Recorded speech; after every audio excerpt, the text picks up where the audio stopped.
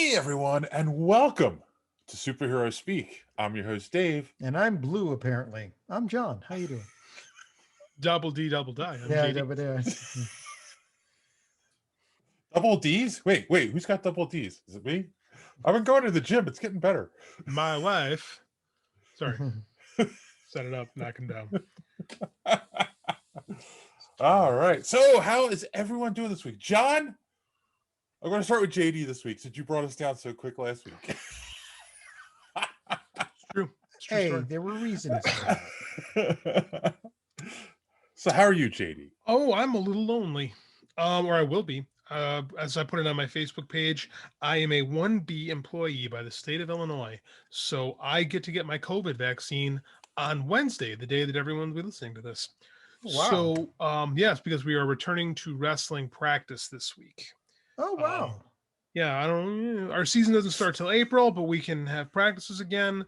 And my wife decided that because she's not going to be able to get the vaccine for quite some time, that it would be best off if I'm going to be around humans again to maybe leave. So my wife and my son will be staying at my father-in-law's farm for the next 6 to 8 weeks while I get doesn't that myself acclimated.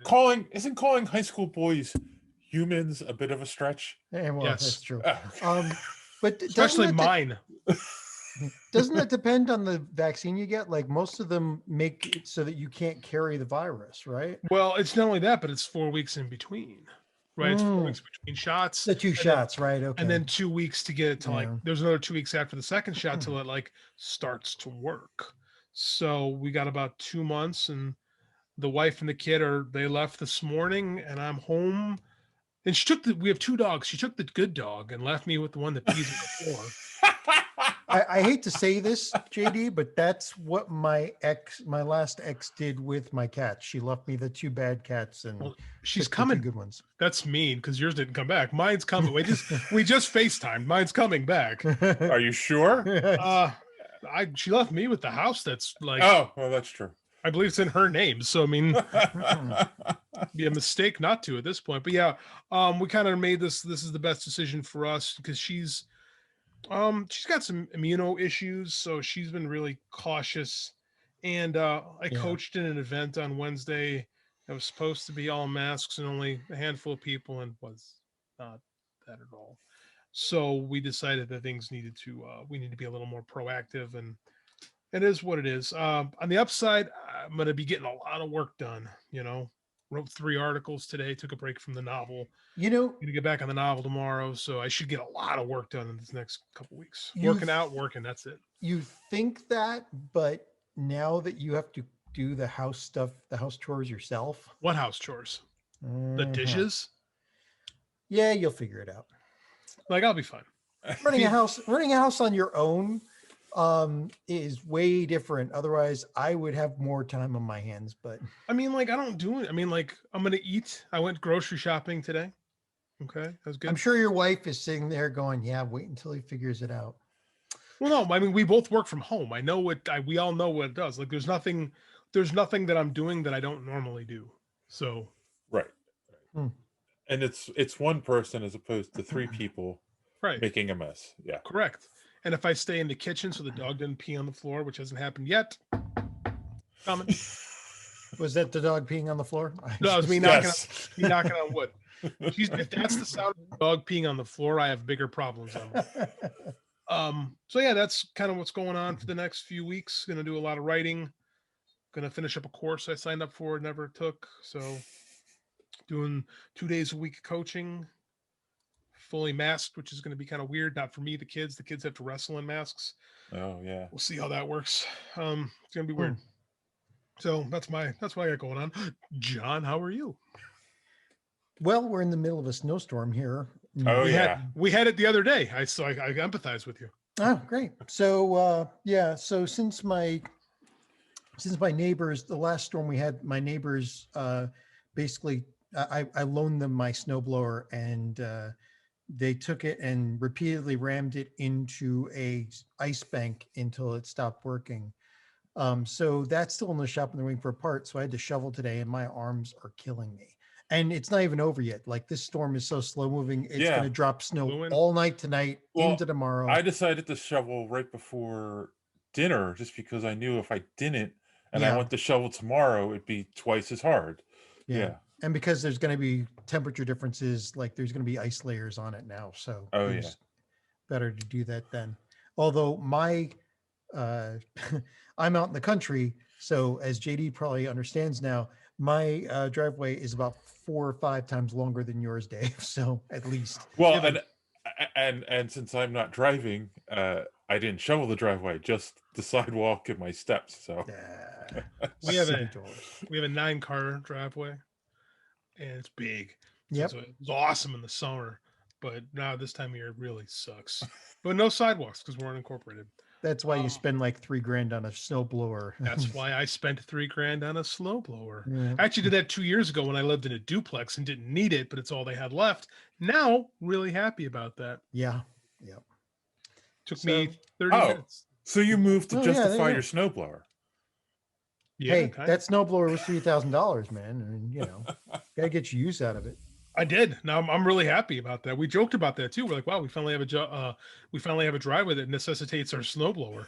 Mhm. And after the 2 snowfalls we've had, the 2 major snowfalls of this year, yes, it does. So I got no qualms with that. So, Dave. Oh, sorry. I mhm. thought you took a pregnant pause. I thought you were done. Continue. No, I was gonna say otherwise, no, well, nothing else really. So yeah, Dave. I'm all right. I've had an interesting week. I've realized I get distracted easily. I've got You just realized that? I've got like 5 projects going on, personal projects. And it's just like, oh, I keep like scroll.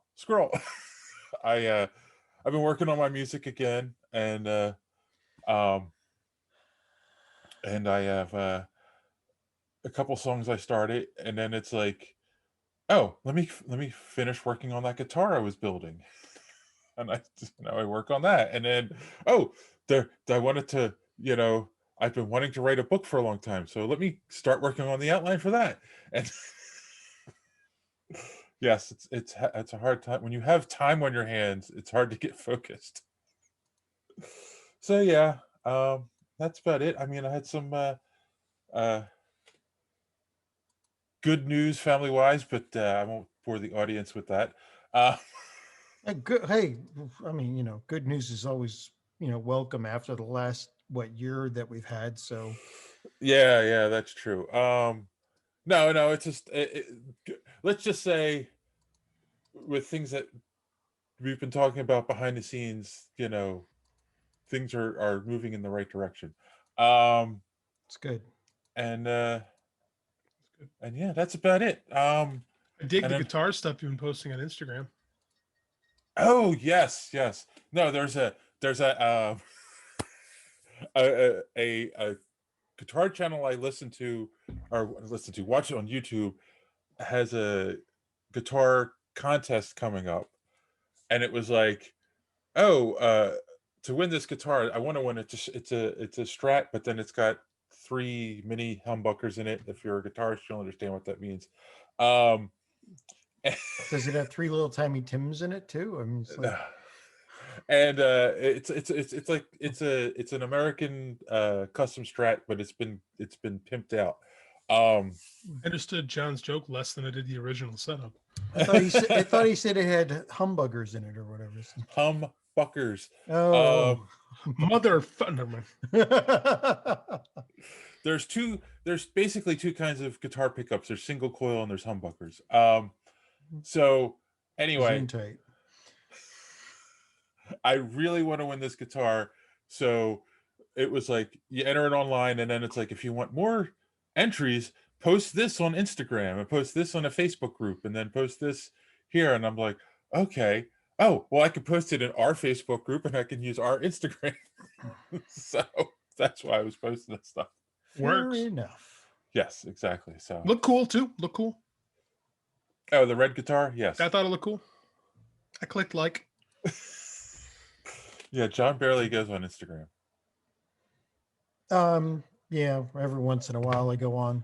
see how some of my family's doing. I forgot. I sat in. I did an online writers convention Mm-hmm. that like was supposed to have like 100 people, had 3 attending, and I was supposed to talk for an hour, which with no one is talking to. You figure for me it'd have been easy. After a half hour, I ran out of stuff to talk about, so I just kept going on, and I'm like, I do this podcast. And I mentioned superhero speak, and one of the writers there said they had done an interview with John and said she knew John O'Grady. Now you're going to ask me what was her name, and I'm going to tell you I don't remember. Don't know, right? And I was looking on Facebook to see if I can find it because it was a Facebook event, and I cannot find the notification. Damn it! So, Yes, and John likes to interview a lot of authors when we go to the convention. So I know it could have been a slew of people. He's a nice guy. I said, yeah, he's a nice guy. Sometimes. Thanks, man. I'm kidding. I sung your praises. I want people to listen to our show. All 3 of them. So hey, speaking of people that know about our podcast, so I forgot to mention Sophia. She no, I thought the same thing. I wasn't going to make that joke because I thought it skewed too old. Well, of course, we both got it. We all got it. Sophia from the photographer that we worked with sometimes. You know, she messaged me last night. Just told me to tell hi, say hi to everybody. So hi. Oh, hello, Sophia. So, are you watching the show now, or are you just listening? I have no idea if she does. You know, she's don't busy forget, with stuff. We're stuff on and YouTube things. now. Yeah, Stuff and things. She can't Stuff and respond. She can't answer. We're not live. This isn't WandaVision. We're not. Wait. We're not live yet. It could be WandaVision. It should be WandaVision. I think John says we should talk about WandaVision. It was only a subtle hint. Yeah, but it's a good one. So last week I made a bold prediction. Wait. Let me bring up my notes here. I've got. Let's see. What page should we start with? Okay, go ahead. I said you won't be disappointed. Were you guys disappointed? Not at all. See, I lived up to my word.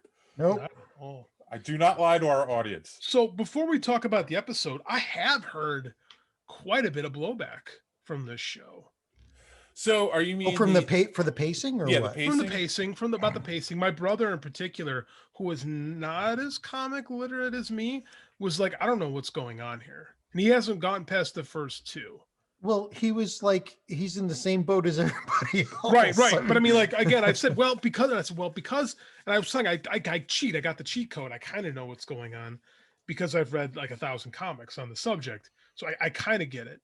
And he's like, and he brought up some really good points as to flaws in the show right now. And I said, well, I do think that if this had dumped it once, it would change the viewing experience. And I do think that's why 1 and 2 were posted at the same time, because they're pretty much the same episode. And I promised him by 4 things started to pick up. So people like that were like, "Oh, Lost was so great. It was a mystery every episode." It's like this. It's like, why? My brother was not that person, but yeah. Well, yeah, I'm going to say that I've had people like that though. A lot. I've talked to people like that were just, like they're the same people that were telling me Lost is great, but with this, it's like I saw a headline saying there's nothing wrong with WandaVision. You forgot how to watch TV. Yes. I saw it on Facebook too. Yeah. And I'm like, they're right, because we've in the binge content era, we've forgotten how to pace television. Like television is not supposed to be all answered at once. That's why it's television. Look at all the people that complained about The Boys doing it this past season. We complained about The Boys. It's kind of our gimmick. So. Right. But they complained about them going week to week. And that's because they're like, no, and people are like, oh, they're just trying to get us to, keep our subscription, blah blah. Well, and yeah, that might be. That's the idea. That might be partially true, but I do think the. How dare they try to generate funding for the media they're providing us? But I also think there's an aspect of, keeping the show in the zeitgeist a little bit longer than that weekend, that it comes out. People like that do not remember, are too young, or just don't remember the good old days of the 70s and 80s when you first off, the show was on at a certain time, and there was, that was it. Right. Like if you missed it, you missed it. It was gone into the ether, never to exist again. If you, unless like 20 years later, you were lucky enough to get reruns. Then if there was a commercial break, you had to time your commercial breaks so you could run and get a drink, run and get some popcorn or something or snack on, or do you go to use the bathroom and like hurdle over furniture to get back before the commercial finished.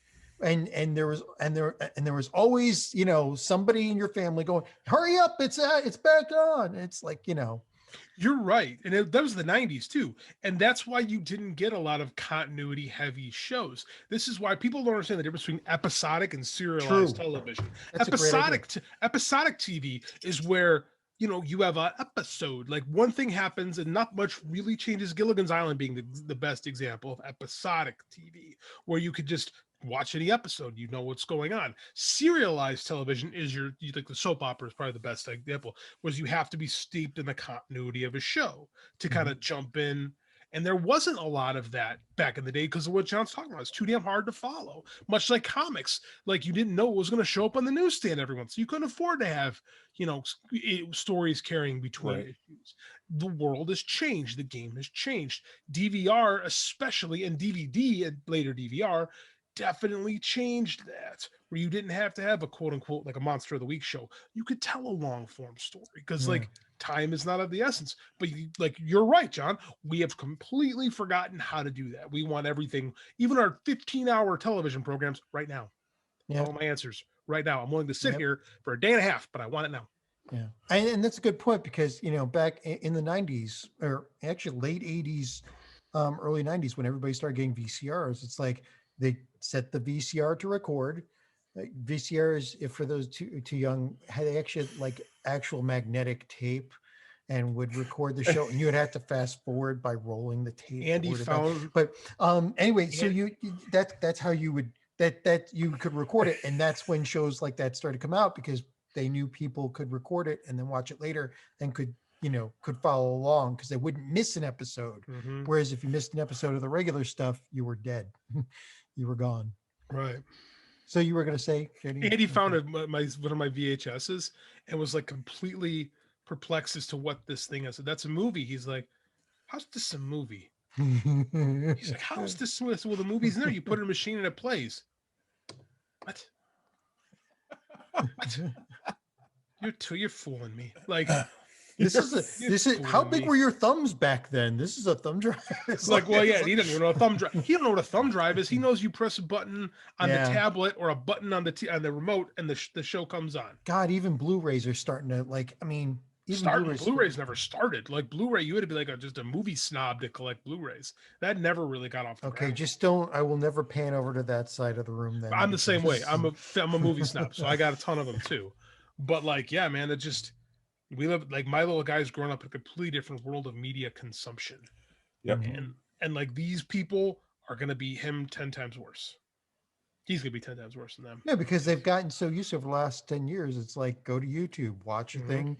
Yeah. Don't worry about what's a commercial. And now it's like they're being forced to wait between two because they either have it's like you said, the media companies have to support this content somehow. You either have to be forced to watch commercials, or you're going to have to watch it month to, or week to week and have the subscription.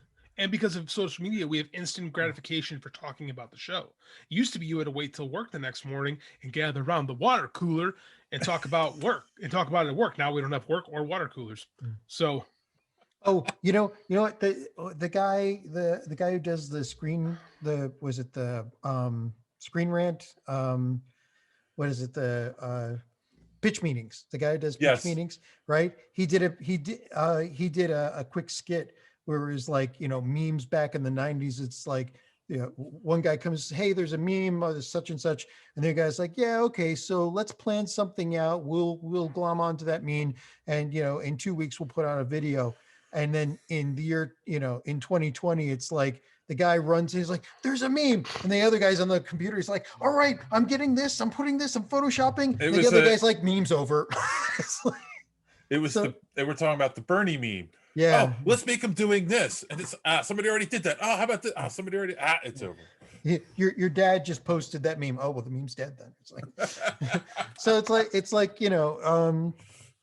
yeah, things are at lightning speed these days. Lightning speed, man. And like I said, it's so interesting because like we've gone away from the film, which is like the ultimate expression of boom storytelling. And now we're asking people to give more of their attention and themselves over with smaller attention spans and more irritable viewing habits. It's very interesting when you think about it. Yeah, which is funny because the way Marvel has approached this entire movie universe thing, and now the TV show aspects of it, they are masterfully pacing this out, giving us a just bringing us along and making everything pay off as long as you're patient enough to watch it all. That's the other thing, right? You just said it. Marvel, it's all been movies so far. This is the first, with the exception of the first real one. Yeah, I was gonna say with the exception of Agents of S.H.I.E.L.D. and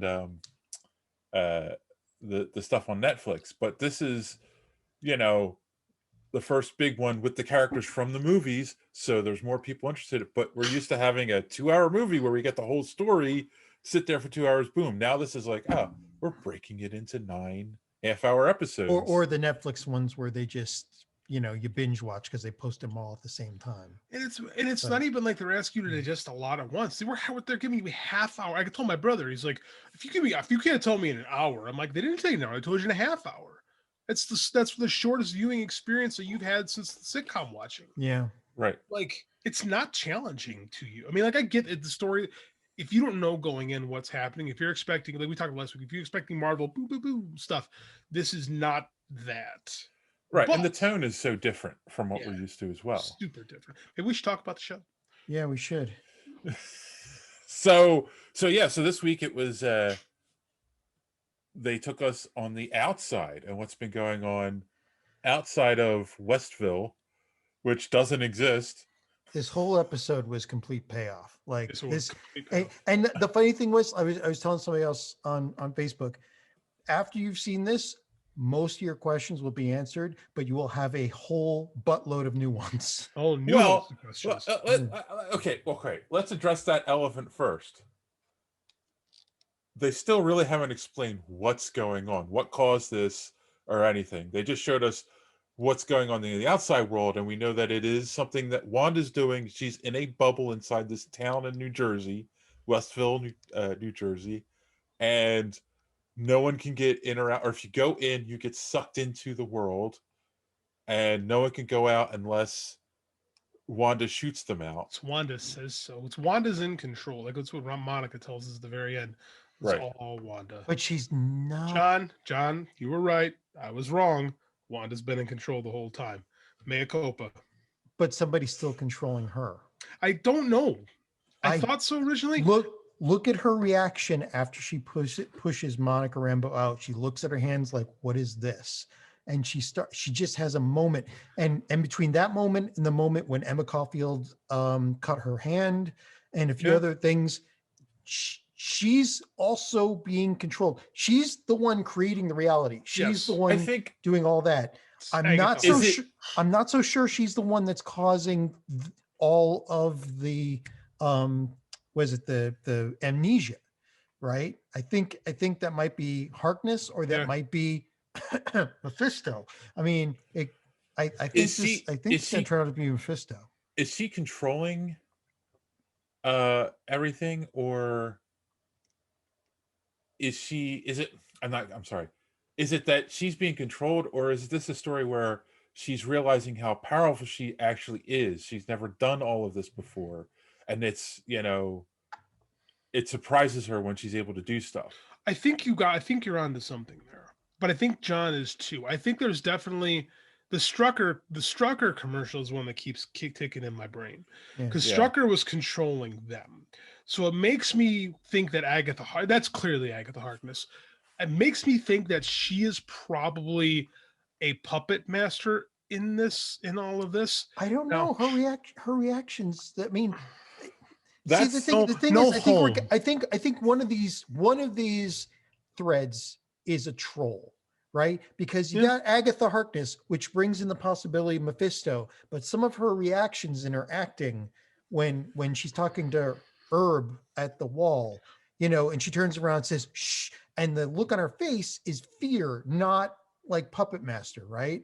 Not Yeah, that's true, but I think she's in on it in some way, shape, or in form. some way, yeah. My question is, are they gonna give us Mephisto? Because that's a big leap for this cinematic universe to give us the devil. Like, I want it because that's the story we were given, but I just like Feige tends to. He used to pull back a lot, and then he's given a lot in recent years. Right. I don't know if he's going to go all in with the devil. Well, let's just hope Because even it's not- Hellstorm's dad wasn't the devil on that show.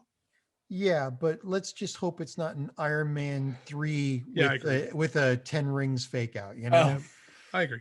Like, you know, I like it, Well, if you're gonna push like the things that Agatha wait, let me look at my notes. So the thing that Agatha Harkness has said, like Dottie is the key to everything in this town, and the response is "Devil's in the details, Bev," and then Agatha says that's not the only place he is. So I missed okay, that line.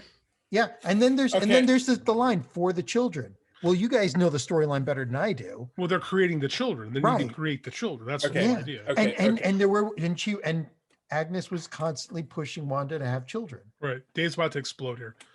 Yes, go ahead, Dave. Oh, so you obviously Also, no. you obviously wait. Okay, so you obviously paid attention the closest, and this is the moment I was waiting for, and maybe this is going to be in the next episode or a later episode.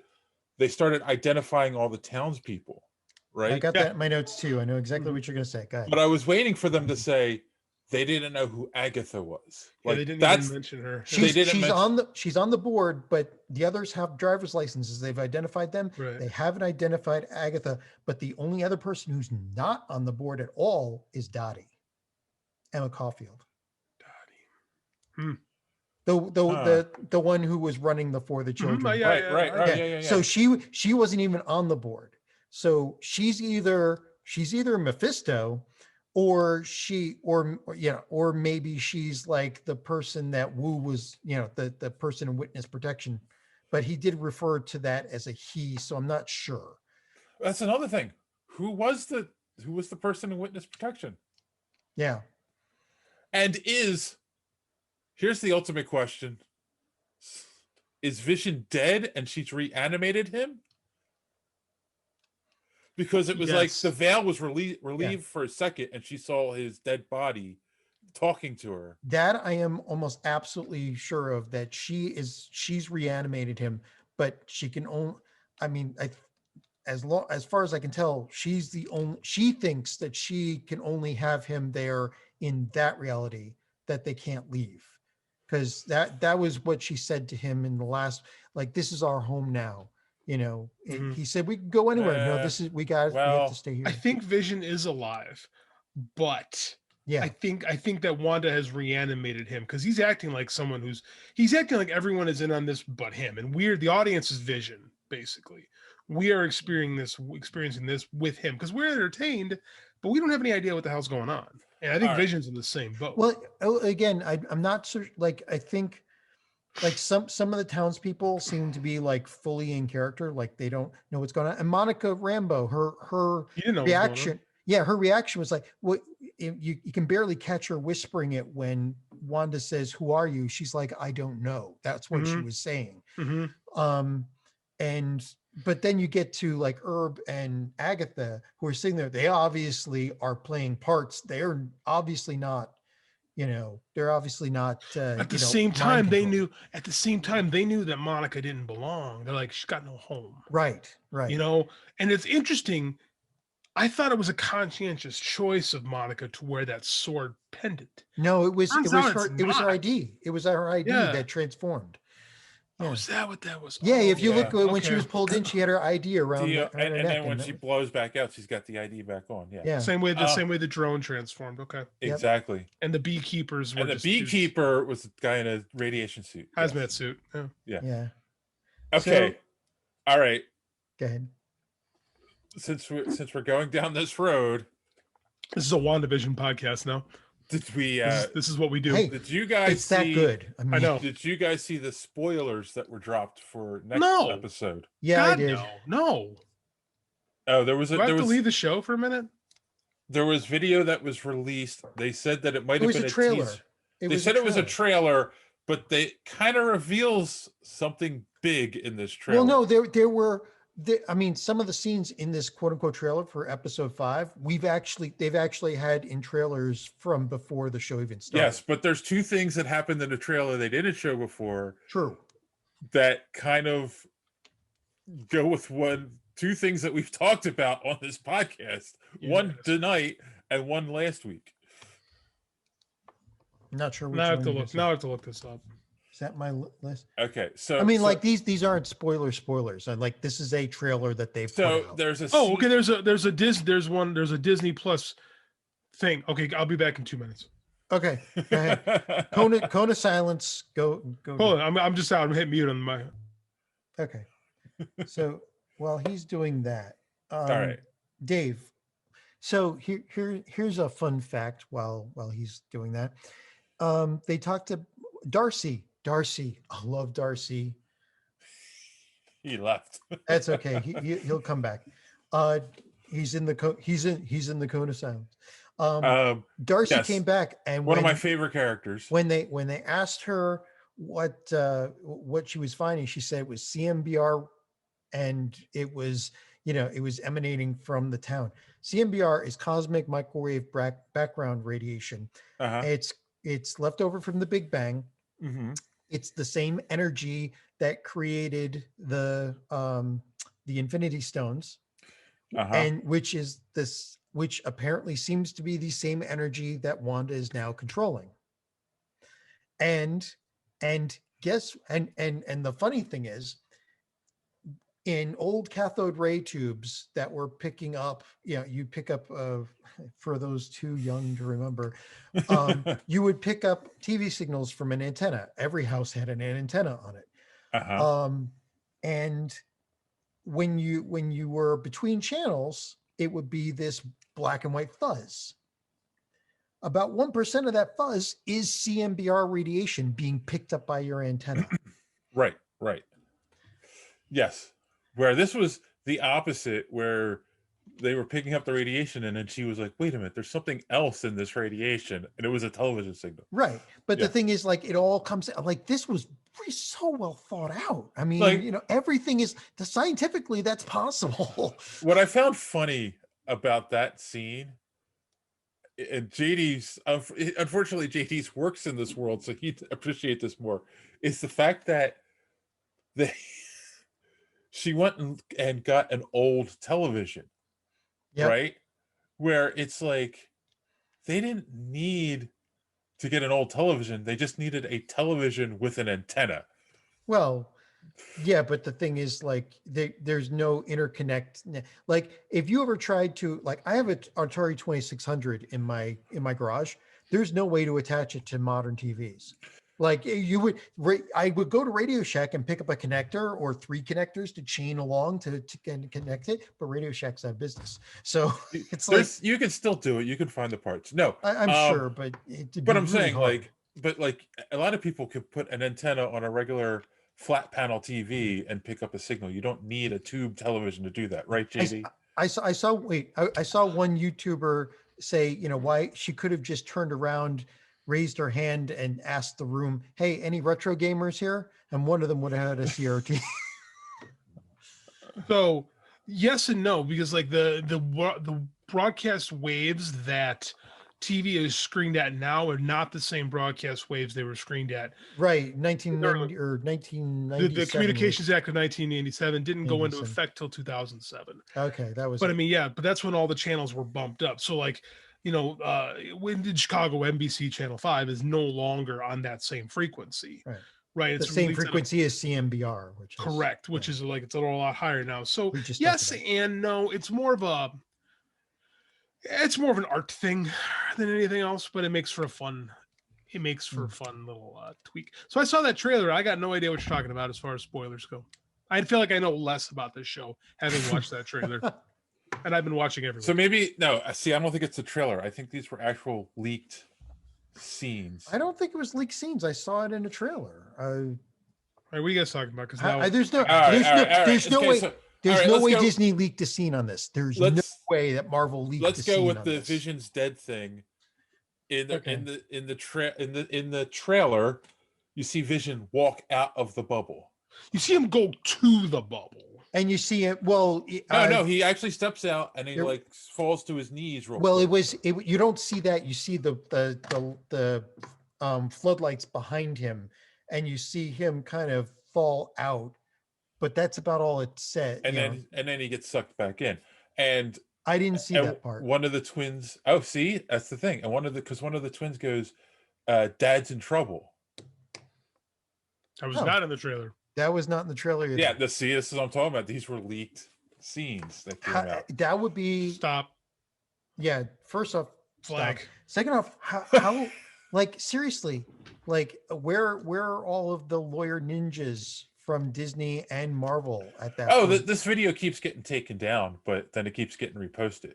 Yeah, but whoever posted it is like double fired. I mean, like they'll never find his body. I don't wanna know. That kind of thing doesn't happen with Marvel. Okay.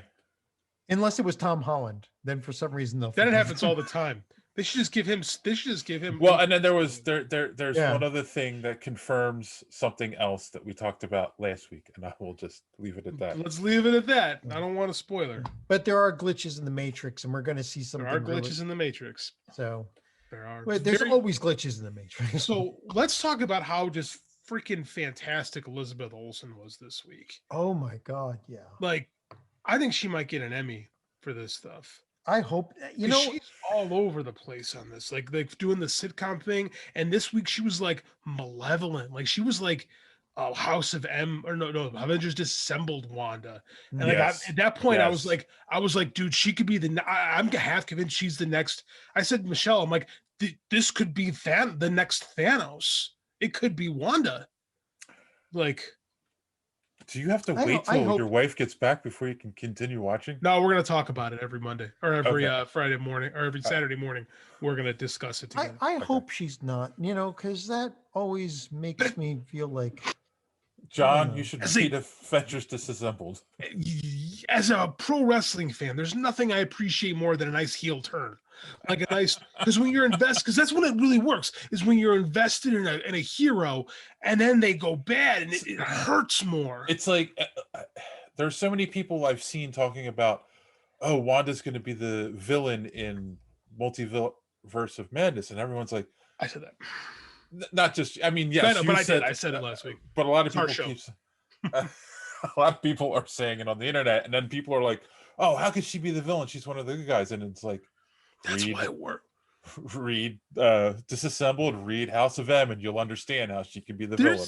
There's an argument out. There's people out there that say that Wanda is more effective as a hero, or excuse me, as a villain than as a hero. You know, well, that's Possibly. because she's so powerful. That she is so makes her, powerful. She becomes a little Jean Grey redundant, but she's got Wanda's got a lot more baggage, and then she's more interesting. I know this has been retconned, but it needs to be retconned back where she's Magneto's daughter, because that makes them way cooler. Right. But you have an excellent point there too, because it's like when Jean Grey does it, she doesn't really have the baggage when No. she becomes Phoenix, but Wanda has the baggage, and Yes. it makes more sense that she becomes especially in the evil. MCU. I mean, so far she Oh, yeah. she had her brother die, and then she had Vision wiped out right in front Oh, of her. she's I mean, got Okay, let's way go more bef- baggage. in the Yeah, comics. let's go before. Well, yeah, the that comics just- would turn somebody. I mean, but let's look at like what they were before. Like the first glimpse you see of the twins is at, oh boy, I think it was at Winter Soldier. yeah, when they were in the in the room and they Yeah, were they're in the like playing tubes. with their And they're like using their powers like you can Mhm. you can clearly see they're not playing with a full deck. And it's Mhm. like Wanda finds purpose with the Avengers. And it's hinted that Strucker gives them the power. It makes more sense if Strucker like abused them for their power, and that's also scarring. Or Like maybe activated their X gene, but that's it's possible. There's you might be Yeah, I honest. know. Yeah. Well, all I'm saying is that Mm. I went on Disney Plus 2 days ago, and all the X-Men movies are on there now. They are all on there now. Like Yeah. this is the I mean this is the point to like the X-Men are still the most successful series that Marvel's ever done. Like it's time to start thinking about incorporating them, and there's no better way to incorporate them Wanda, House than of using M, Wanda, like in any way, shape, or form, because she is a mutant. She always was a mutant, and when she's at her best, she's Magneto's daughter. Mhm. Like it's all there, man. I think Wanda could be a great villain, and I think that Elizabeth Olsen is just knocking it out of the freaking park. She is. She has so much to do every week as far as this character goes. And it's so nuanced and layered. Like So is she's Paul Bettany, great. though. Paul Bettany's fantastic. Yeah, and the two of them together have so much chemistry. They do. It would make me very sad if this ended up with him really dead, and they have to let that character go. So it's surprising how much chemistry the two of them have, because Paul Bettany, people forget this. Paul Bettany has been with Marvel since the first movie. Yeah. Right. He's Jarvis. He was just cast to be Jarvis because he got a cool British voice. And the fact that he just so happens to have this great chemistry with Elizabeth Olsen is a plus, because, we haven't really gotten to see this really till now. Right. Yeah, no, that's true. I mean, they hinted at it, but this is, I think, not Endgame, Infinity War, you saw some of it too. But, but yeah, like this is, yeah, they're both great actors. They are. Can I add a few more little things in here? We're a WandaVision podcast. Yes. Yes. So let's see. The sword drone that Monica threw into Westville, was number 57, which was a reference to Avengers number 57, the first appearance of the Vision. In the background, when Darcy gets onto the the forward base or whatever, there's a Jeep marked 8512, which is a reference to 1985, the 12-issue series of Vision and Scarlet Witch from Steve Englehart. And let's see. Oh, Darcy got her doctorate. Yay. Agent Franklin is not going to be Swarm, because Swarm was Fritz von Meyer, not Agent Franklin, not the B guy, although he may come back as something else. But there's some people that say that he was recast as the ice cream guy in the background of one of the scenes. And and on the whiteboard, Jimmy, when you flash the whiteboard and Wu is like writing stuff down, he was basically just copying questions that they had on Twitter for this series. It's like, why is this happening? What is this? And then you didn't see, if you look in the bottom corner of the whiteboard, the word scrolls is written there. Well, because we do have Secret Invasion coming. We shouldn't get there yet, but I mean, like, yeah, we've got that on the horizon.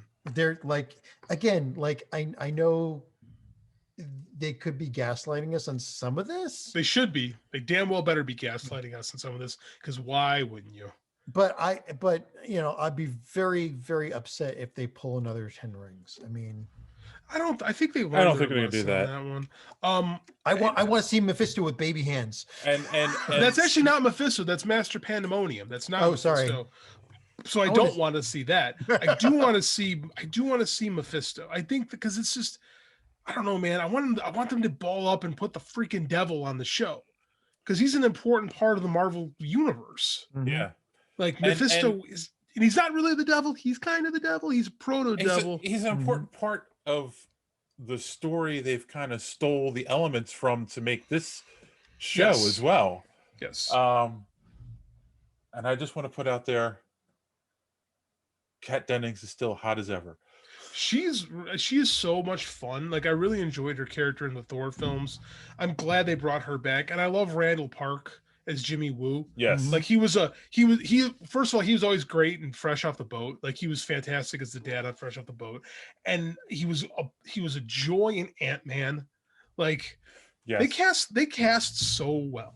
They really do. And I'm It- glad that these characters are back. Isn't it amazing that even their third string characters are Third, that's awesome- like fourth or fifth. I mean, I yeah, mean- but like even that tier of characters that they've got on these shows, like when they walk on screen, we're like, yes. And yeah, I think Darcy's much better written in this show. I think because in like Thor: Dark World, she was kind of, they made her too ditzy, but Yeah. but she's got her doctorate now. I Right. mean, like they can't write her ditzy and still be competent, right? Thor Dark, I I like, know a lot of ditzy competent people. that's true. There's a lot of smart, stupid people. What are you saying, Dave? Hmm? Yeah, I was wrong way. That right there. I don't know. Thor Dark World might be their worst movie. I like Iron Man 3 less, but Thor Dark World might be the worst Marvel movie. The one that makes the least amount of sense. I mean, and- I don't. And I don't the know. bad guy was just utterly Such a useless. throw- It such was- a Christopher throwaway Eccleston. villain. Yeah, Christopher Eccleston just, it's like, I want a boat. yeah, So I'm gonna do this. I want a boat. yeah. Could have been All cool. right. So I think I think we've talked enough. We don't want to make this a WandaVision podcast. Yeah, we've good? already been on here 45 minutes. Okay. So all I'm saying is, hold on to your hats for next week. There's going to be a scene in next week's episode If that's going to make JD go, oh! If- That's all I'm saying. Thanks for blowing out people's ears, Dave. Dave, Zoom will fix that. Okay.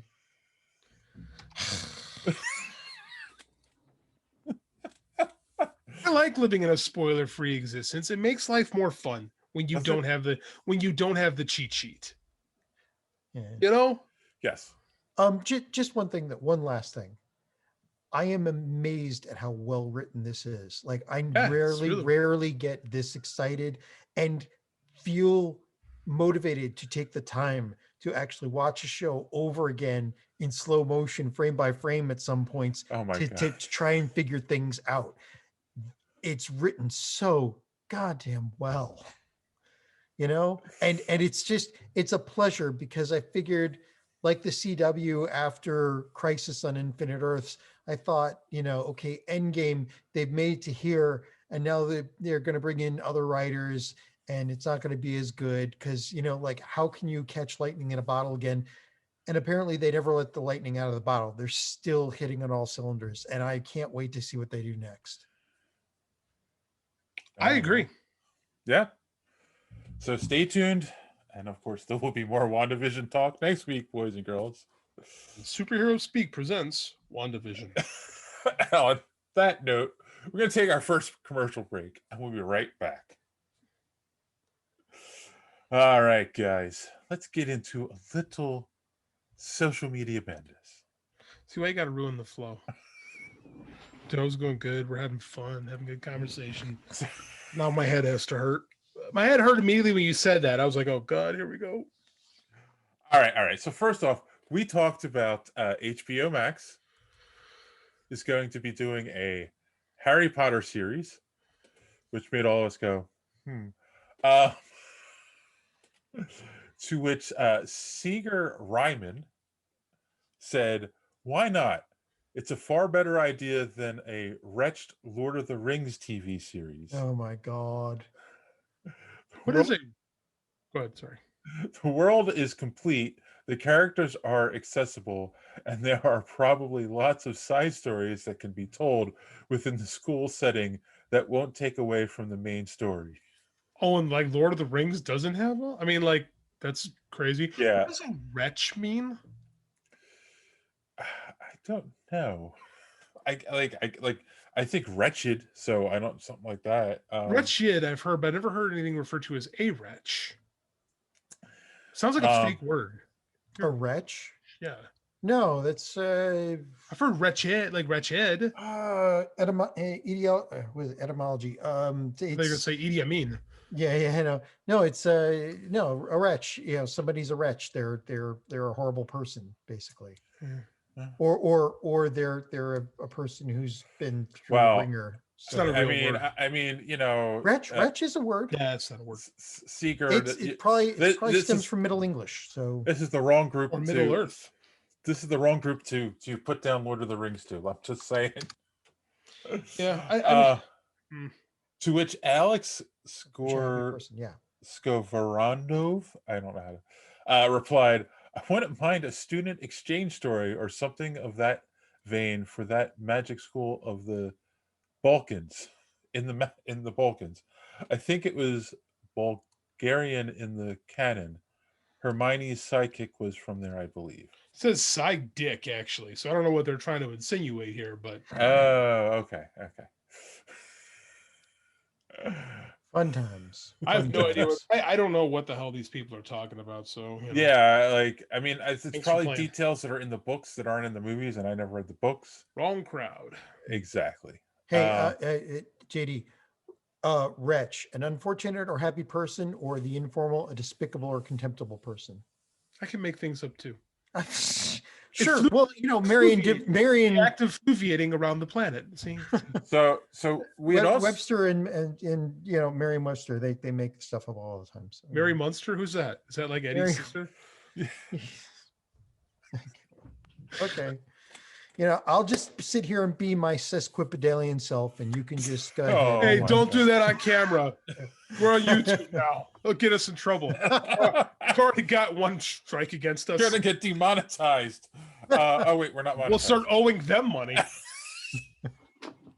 So the other thing that we talked about last week, of course, was that Godzilla versus Kong trailer that we, loved, and I tweeted out about it. And what got more traction on Twitter was the GIF I used. GIFs are great for engagement, man.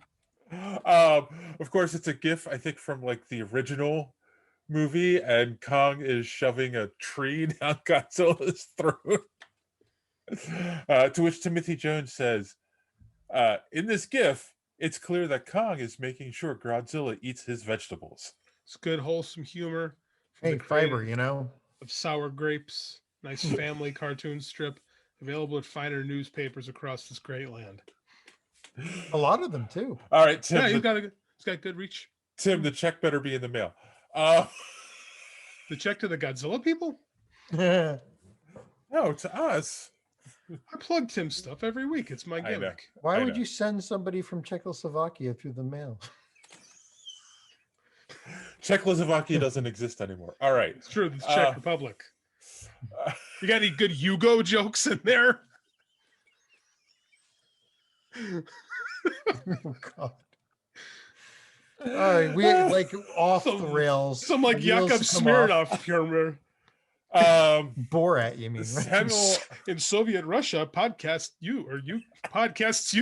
There we go. I found it. It took me a minute, but I found it. It's like looking around the dark. It's like feeling around. I was like for feeling it. around. I'm like, I can find it. I can find it. I know there's a joke there. I can sense it. It's not a good one, but I went far and long for it. in Soviet Union podcasts you. All right, I have to remember that. Episode title. As- There you go. I'm on a streak. and then Samuel Isaac Daly, Moving along. call me Sam, retweeted us saying, "I don't really care about the movie, but that's a fun GIF." It is a good GIF. Hmm. It's Godzilla. It's Kong's making Godzilla deep throat a tree, basically. Again, we're on YouTube. Miss YouTube. We would apologize be to very the upset children with that us. might be watching. For the children. A For the family show. For the children. All right. Okay, so let's compose ourselves and move on. Of course, you guys remember we talked about Chris Evans possibly returning to the MCU. Yep. He denies it, but we know that all the actors do that anyway. To which the Reality Comics replied, "He'll either be Old Man Rogers or it'll be a cameo. That's my guess." I'm still holding out that an out of continuity Old Man Logan, Old Man Cap story prequel to Logan. I'll write it. That would be awesome. A lot in that.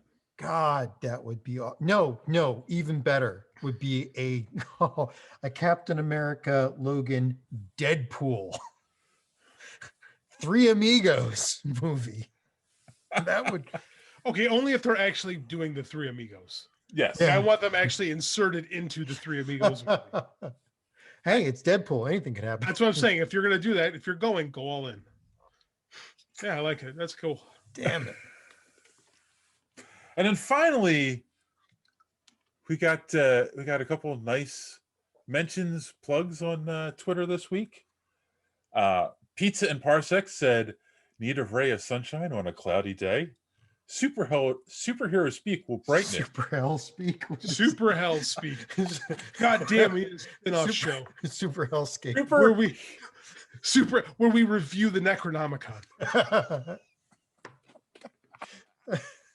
Oh, you're on fire tonight. My wife's gone. I got nothing else. Superhero speak will brighten it. And then hashtag Nerd Geek TV Comics blah blah. Yeah, so we really appreciate that, guys. Yeah, thanks, PP. And and then Drew Williams retweeted or tweeted his own show, but said Superhero Speak said that there's 4,000 hours of videos going up on YouTube per minute. Here's another 12 minutes added by my latest review of Battle Maiden Knuckle Bomb #1. Way to drag on our clout, good sir. Well done. Kudos to you. Yes, Drew. Good job. Did you retweet that, Dave? Of course. Yeah, see, it worked. Good job. That's exactly what he wanted. He got what he wanted. Man.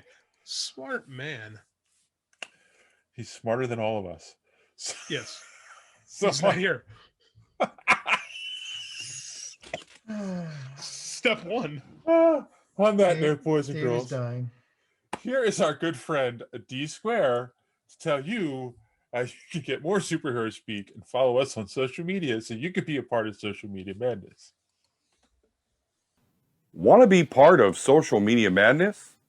Make sure you're following superheroespeak.com, where you can find all of the social media links for the show at the top of the page. While you're there, check out previous episodes of the podcast as well as other great content. And check the site often because we are posting great comic book reviews as well as other comic book and movie content every day. Make sure you are following us on Twitter at Superhero Speak. And while you're there, check out the rest of the Geek World All-Stars Podcast Network. Simply follow them at *_geek. The Geek World All-Star Podcast Network include great programs such as the Pup Prism Power Podcast, Colt 45, So Wizard, Fans on Patrol, the Gorilla Brain Podcast, and of course, Superhero Speak. Search for GW All-Stars. You will not be disappointed. Now it's back to Dave and the boys on Superhero Speak. Thanks for that, Don. And don't forget to check out the Omega Level Nerds podcast, available on YouTube and wherever podcasts are available. Did I get it right that time? You got it right. Do you remember the whole relationship with Don started because I called him D's nuts on the show once? Yes. Like, it's actually spawned an entire friendship and like working relationship. It's crazy. That is true. Oh my God. He's still D's nuts to us. Always be D's nuts to me. We're about to lose O'Grady on this week's show. It's like, I know we shouldn't have passed around the nitrous oxide before this show, but I swear this is just water. And on that note, boys and girls, while John thinks about these nuts, we're going to take a commercial break and we'll be right back. Sophomoric. All right. Let's move from sophomoric to something else. All right, we're talking. Oh wait, sophomoric. Check out the lead story this week. Go ahead, Dave. What you talking about? Yeah, sophomoric to sophistic, right? All right. So Zack Snyder's Justice League. Find me something. Yeah. Nope. That's worse than sophomoric. That's right. Bad direction. Bad touch. Freshman Moric. So we got a release date Fresh moronic. Yeah. for the Snyder Cut. Thankfully, I know we were all worrying, when was this going to come out? We now know that it's going to be March 18th of this year. So is that available on when we're HBO going to Max. watch it live? Now, For St. Patrick's Day weekend, so we can drink while watching the show and not feel guilty. there you go. There you Oh, go. I didn't even consider the drinking aspect. So Really? That's You? well, it's St. Patrick's Day. Like my last name's O'Grady. I'm honor bound to drink. That's what I'm so saying. Might as well do it while I So- watch Zack Snyder do a 4-hour cut of Of a movie I didn't like the first time. right. So Exactly. I haven't put the poll out yet, and we've only gotten feedback from Randy. Are you laughing at poll? Trying to collect myself. Trying not to make the easy joke. And only Randy from Colt 45 got back to us so far. But again, JD. if you want us to live stream a commentary track for Justice League, the Snyder Cut, let us know in the comments below, over on Twitter, on Facebook, wherever you follow us. Let us know. Should we be doing it? For our own health. For our own Yeah. health, for our own sanity. Yeah. Well, it's to entertain those people, right? Like It's a sacrifice. all It's a our Now- pain, but Now, they're here's the entertained. thing. When the official date was announced, it only says streaming on HBO Max. There's a rumor that they were going to put it in the theaters as well. They were, but I mean, we're not COVID compliant enough. Yeah, and Like- for 4 hours in a movie put Wonder theater Woman in the with theaters. strangers, there's no way. It's Wonder also a Wo- 4-hour cut. That's true. Yeah. But I'm saying Wonder Woman went in the theaters, It's true. So Well, yeah, let's, but now uh, we've got the new strains that are more catchy, and you're going to spend 4 hours in an enclosed space, like you're begging for it, Watching a even with Zack mask. Snyder film of all things. I okay, know. I will That's say going to lower your resistance. I mean, obviously. I will say that it's not worth risking COVID over the Snyder Cut. That's probably a really bad idea. Just putting like- that out there. It's like suicide, man. That's like, Suicide by Snyder Cut. yeah. I'm gonna end it all. I'm gonna go watch the Snyder cut in the movie theater. Oh my God. even Harley Quinn would be like, just activate the bomb in my head. Don't. I'm not. No way. Not going to do it. Coming, Elizabeth. I'm coming. Yeah. Ugh. Coming for the 50-year-old jokes. Stay for the 30-year-old jokes. All right. All right. Next. So Go on. moving on from Snyder, let's move on to something we all enjoy, of course. Our guest of honor here this week, we've got good old oh my God, T'Challa's sitting here. Thank you. Ryan Coogler has come out and said he is going to write and produce a series for Disney Plus set in Wakanda. So is this taking the place of Black Panther 2, or is this in addition to Black Panther 2? I believe it's in addition to Black Panther 2. I'm still wondering how they're going to address He I'm dies. assuming that T'Challa is going to die in the universe, right? Like Has to. Disney couldn't just say, oh, he took a mission out with sword off world. I mean, I don't know. It's funny because I'm with Montego Bradley from Fans on Patrol. Nice plug there for you guys. I agree with him. He said the character is too important to the MCU to kill him off. well, yeah, but they don't have any other way. And anything. What do you mean else they don't? would- They it's called recasting. They've No, done it they before. said they aren't going to do it with this one. He Well, said, Ryan Coogler said he's not going to do it. I think Right. if enough people say they want to recast, though, this the one's powers diff- that be will go recast. this one's kind of different. Yeah, I think this Why? one's different I don't think it is. because of the how amount he of died. respect. Yeah, it seems like this one is the one that you won't do that with. I mean, they don't really do that. They didn't recast.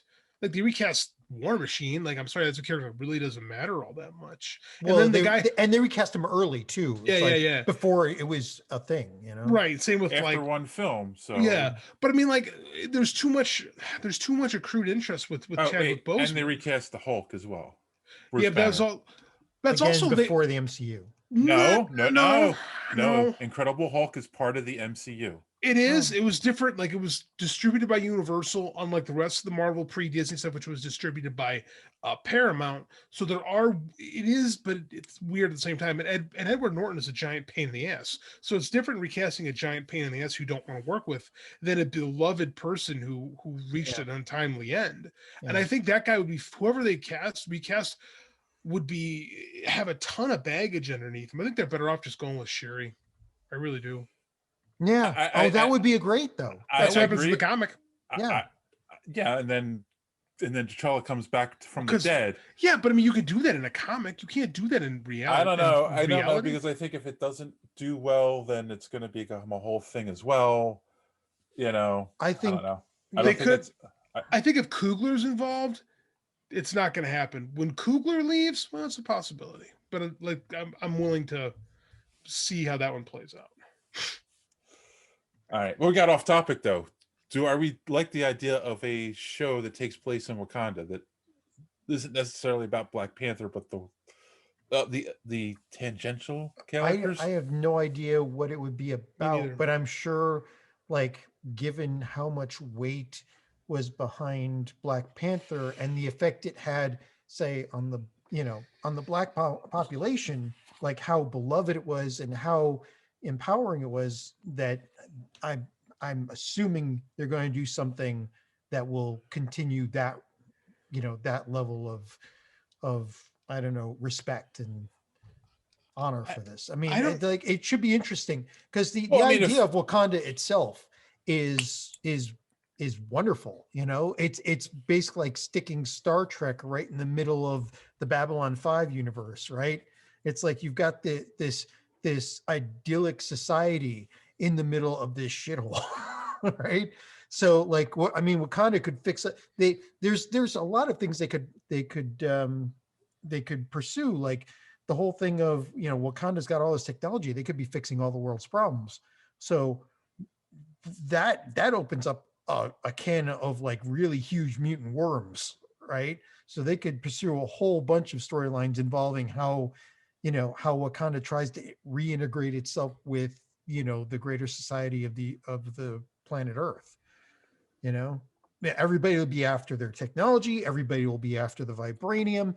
If they try to open up, which would probably be the last thing that King T'Challa would, edict, would say, we're going to open up, like in the end of Black Panther. They would go that route, which means they're going to have to deal with politics and all this other stuff.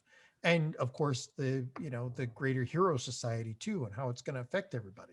There's a lot there that you've just pontificated.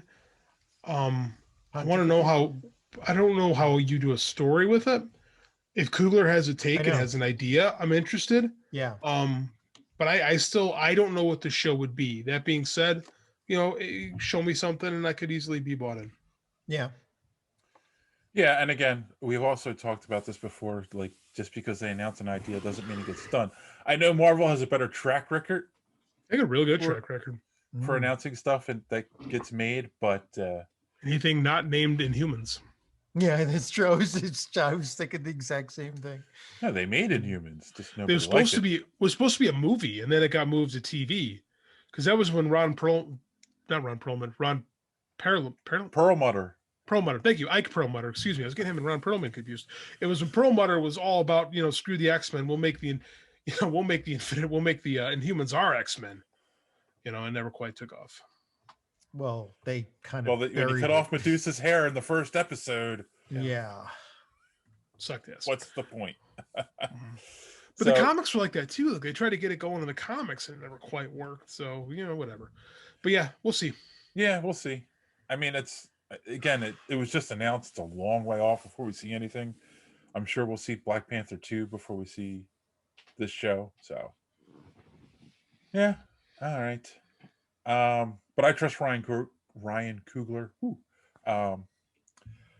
Speaking of things being made,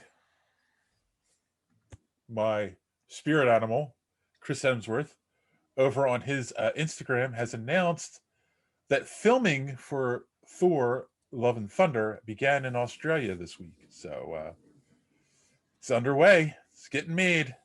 Some you didn't like it here, but I saw some behind the scenes photos Yeah.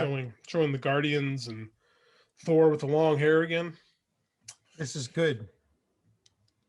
That he has long hair again? Yeah. It looks like Hemsworth is back in shape too, right? No more fat Thor. Well, I don't think he was ever fat Thor. I think that was, A body cosmetic. suit. Yeah, bodysuit fat Yeah. Thor. I don't think Okay. Hemsworth did not put weight on just to play fat Thor.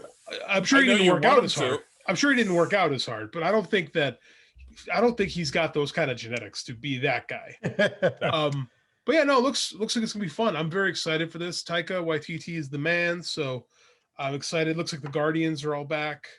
I'm very curious to see what they do with this. That is a good question. I mean, and I know he had the long hair at the end of Endgame. Did he have long hair at the end? I don't even remember. Yeah, remember he had he had the whole beard and hair. He let his hair grow again, and it gets braided when he brings the lightning on. That's a really good lightning. That's all. I forgot about that. That's all still back. The braid is back. It looks like they're kind of picking up right where they left off. But it like makes me wonder, like, that was the whole thing Hemsworth wanted to do, was get rid of the long hair and change the character up. That's why we got Ragnarok the way we did. It's weird that now he's bringing the long hair back. I don't know. Well, if changing the character, aren't we getting towards like Thor Force, considering Odin is dead? They've never really gotten into the Odin Force, so to say. Yeah. And it looks like we're going right to the God Butcher stuff. So I don't know where they're going. This is going to be kind of fun. I'm very excited to see what they do with this movie. They're counting from a lot of sources. Maybe we get Beta Ray Bill. I think it's possible. Well, I mean, you got to remember, like, we've opened up everything. So like the Madness one is like we've got different timelines, different universes, and Love and Thunder could include anything. But I was going to say, like, does if Beta Ray Bill shows up, does he use Stormbreaker? Well, he's got his own sword. He's got sword. He's got his own hammer. Like, I forget what his is called. Wasn't his Stormbreaker? Or I thought like no, Thunderstrike. Thunderstrike is a different character. Right, but he used Stormbreaker.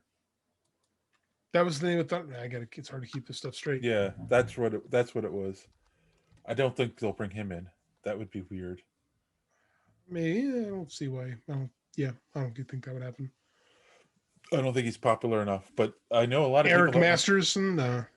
I know a lot of people want to see Beta Ray Bill. So. Beta Ray Bill would be cool. I'd like to see how they would do that.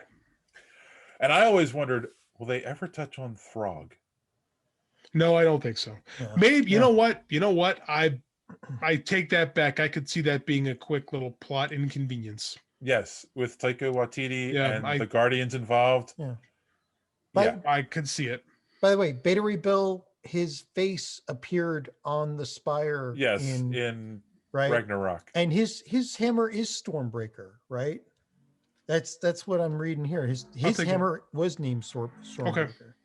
So so that's what I was that's where I was really thinking. Like, maybe he shows up, he doesn't have a weapon, and since Thor now has the hammer and Stormbreaker, he tosses him Stormbreaker. Sure. Yeah. It's a different hammer than what he normally has, but whatever. Right. Some people don't like the Thor axe. I'm good. Thorax? Thorax. Set him up, knock him down. What's the bug's name on Thor? It's Thorax. Yeah. All right. Okay. Moving on. Everyone's favorite Batman was in the news this week.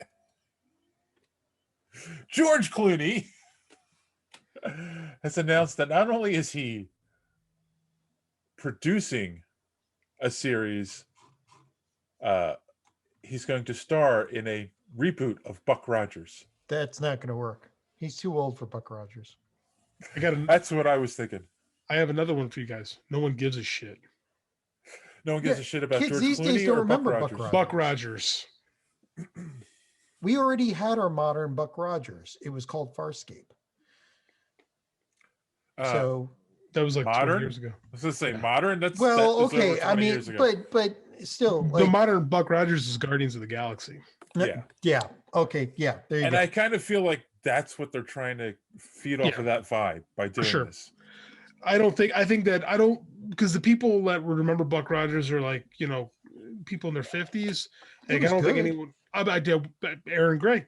Yeah. Well, I you don't know. think, yeah, I don't think In those anybody suits. my age remembers Buck Rogers. I only know it because I'm a TV nerd. Like, I don't think there's much interest in Buck Rogers. I mean, I'm Yeah, gonna say if I'm I mean- wrong, but I mean, when you've got Marvel throwing around, multiple space armadas and stuff now, Nobody and Star cared. Trek and Star Wars, and I mean, it's like nobody cared about John Carter, right? yeah. Why Well, would that was why would badly they? made too. No, I disagree. I actually like John Carter. I thought it was a good movie. It was badly promoted. It was terribly promoted, Yes. but I actually really like John Carter. I think it's a good movie. Um, I like Yeah, this well, guy. there's difference. I mean, yeah, well, I guess they both emanated from Pulp Fiction, right? yes. Like real Pulp Mhm. Fiction. Yes, So, yes. but Buck Rogers was But Buck Rogers is a know. ripoff of John Carter. The problem with So was Flash Gordon. the problem with reboots like this is that they're trying to cash in on the name Buck Rogers, but like as JD's pointing out, only people my age and older care about Buck Rogers at this point. Right. And- Like there's nothing there. So unless you write an incredible script that really sucks you in, and have a good actor who's not 50, was he 59 years old? He's 59 years old, for crying out loud. That's not Buck Rogers. Yeah. right? You're not gonna. It's not believable to has him as an astronaut who got sucked into time. Got frozen and sucked in time. And then how You do don't you want make to follow that? the adventures of a guy who has to How do you make that swallow painkillers every time he goes How do running you make after a that bad story guy? work nowadays too? When it was 1987, they sent their last deep space mission. Well, they pushed the timeline forward, but we haven't had a space shuttle in decades. I mean, I guess you could say a SpaceX. We have a mission space goes- with SpaceX. We have a space force. That's not as important. The problem is this Yeah. movie's 20 years behind behind where it could be. Like if George Clooney wanted to do this 20 years ago when he had some real value, maybe this could work as a star vehicle. Yeah. Now, like these are properties. Like they're doing this for the property purpose, and I think he's almost better off creating his own thing as opposed to just Right. churning out a Buck Rogers thing that nobody cares. Especially if you're not going to get Twiggy. They would be better off trying to reboot Watch it, some. Buck. God, Twiggy. They would be better off trying to reboot something like The Greatest American Hero, And which They would did. which failed. would well Doctor- they what was- did back then, but if Okay, they wait. rebooted it now and had a good script, that would be They more. did. That They would did be. do the greatest. Didn't they do a Greatest American Hero? Okay, reboot real- a They, couple they years did ago? the Greatest American Heroine, but it was Oh. kind of a it was And a, they did. Very good. They were talking about doing a reboot with a Indian American. Yeah, I thought that Actors? happened. Didn't that No, happen? no, it never No. happened. no. Oh, I thought it happened. Never. They cast and everything, but it never came out. Oh. Two things about Buck Rogers. First off, what was the name of the doctor? The thing that Twiggy wore, Mhm. Theopolis. Dr. Theopolis, and I watched the hell out of that And- show. and anyone who's watched the show, you'll notice when Twiggy talked in the first season, he'd go beady beady beady before he would Yep. talk. They stopped that in the second season because they were afraid. Parents were complaining that their kids were going to start talking like that. It would cause speech issues. They had It's- no idea. That's such an early 1980s like issue. Like that is totally something my mom would have bitched about 40 years ago. Like Yeah. Yeah, because even though Ridiculous. he only did it in the first season, me and my brother would walk around and do that all the time. so they were Wait. right. They were right. The kids were going to do that. But like But it wasn't going to cause cause a speech impediment. impediment. Yeah. Just parents just didn't want to be annoyed by their kids. Yeah. Which Yes. too bad. You're gonna get annoyed. It's what little kids do. But it was a fun show, like if again, but it can't compete now because that market is flooded. That's the problem. It's like Yes. when they did Battlestar. Gosh, Battlestar is almost 20 years ago now. Like Yeah. Yeah. that was the time to do it when there was still some The original Battlestar Galactica, right? Not the original, not the. No. The original Galactica, the Battlestar Galactica reboot was almost 20 years ago. Oh my God! It's Seriously? 2004. That's 2000. It's Oh my 2001. God! 17 years ago. I'm so old. It's math. That's right. The original Battlestar Galactica was This is the 70s. 1970s, right? Yeah. But I'm saying but there was still the kids who grew up watching that show were ready for a mature version of it.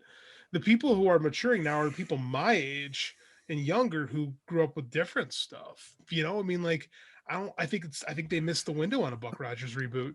Yes, exactly. Because everyone always has to keep in mind that Battlestar Galactica, Buck Rogers, they were born out of the love of Star Wars. Yes, that's why that stuff got made. Because Star Wars was a hit.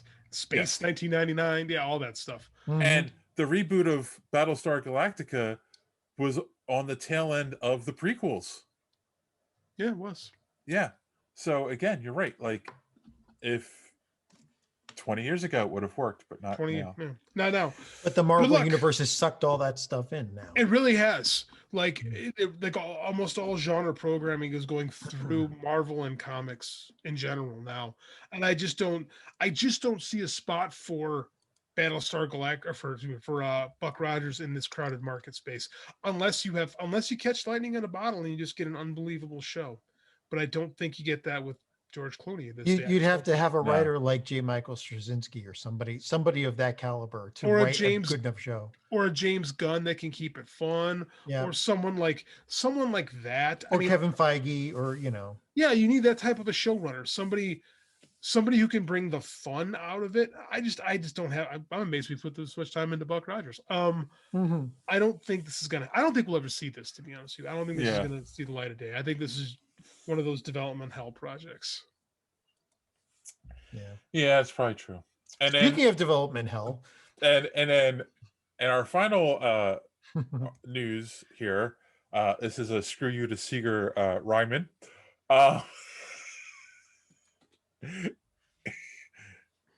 HBO, well, not really.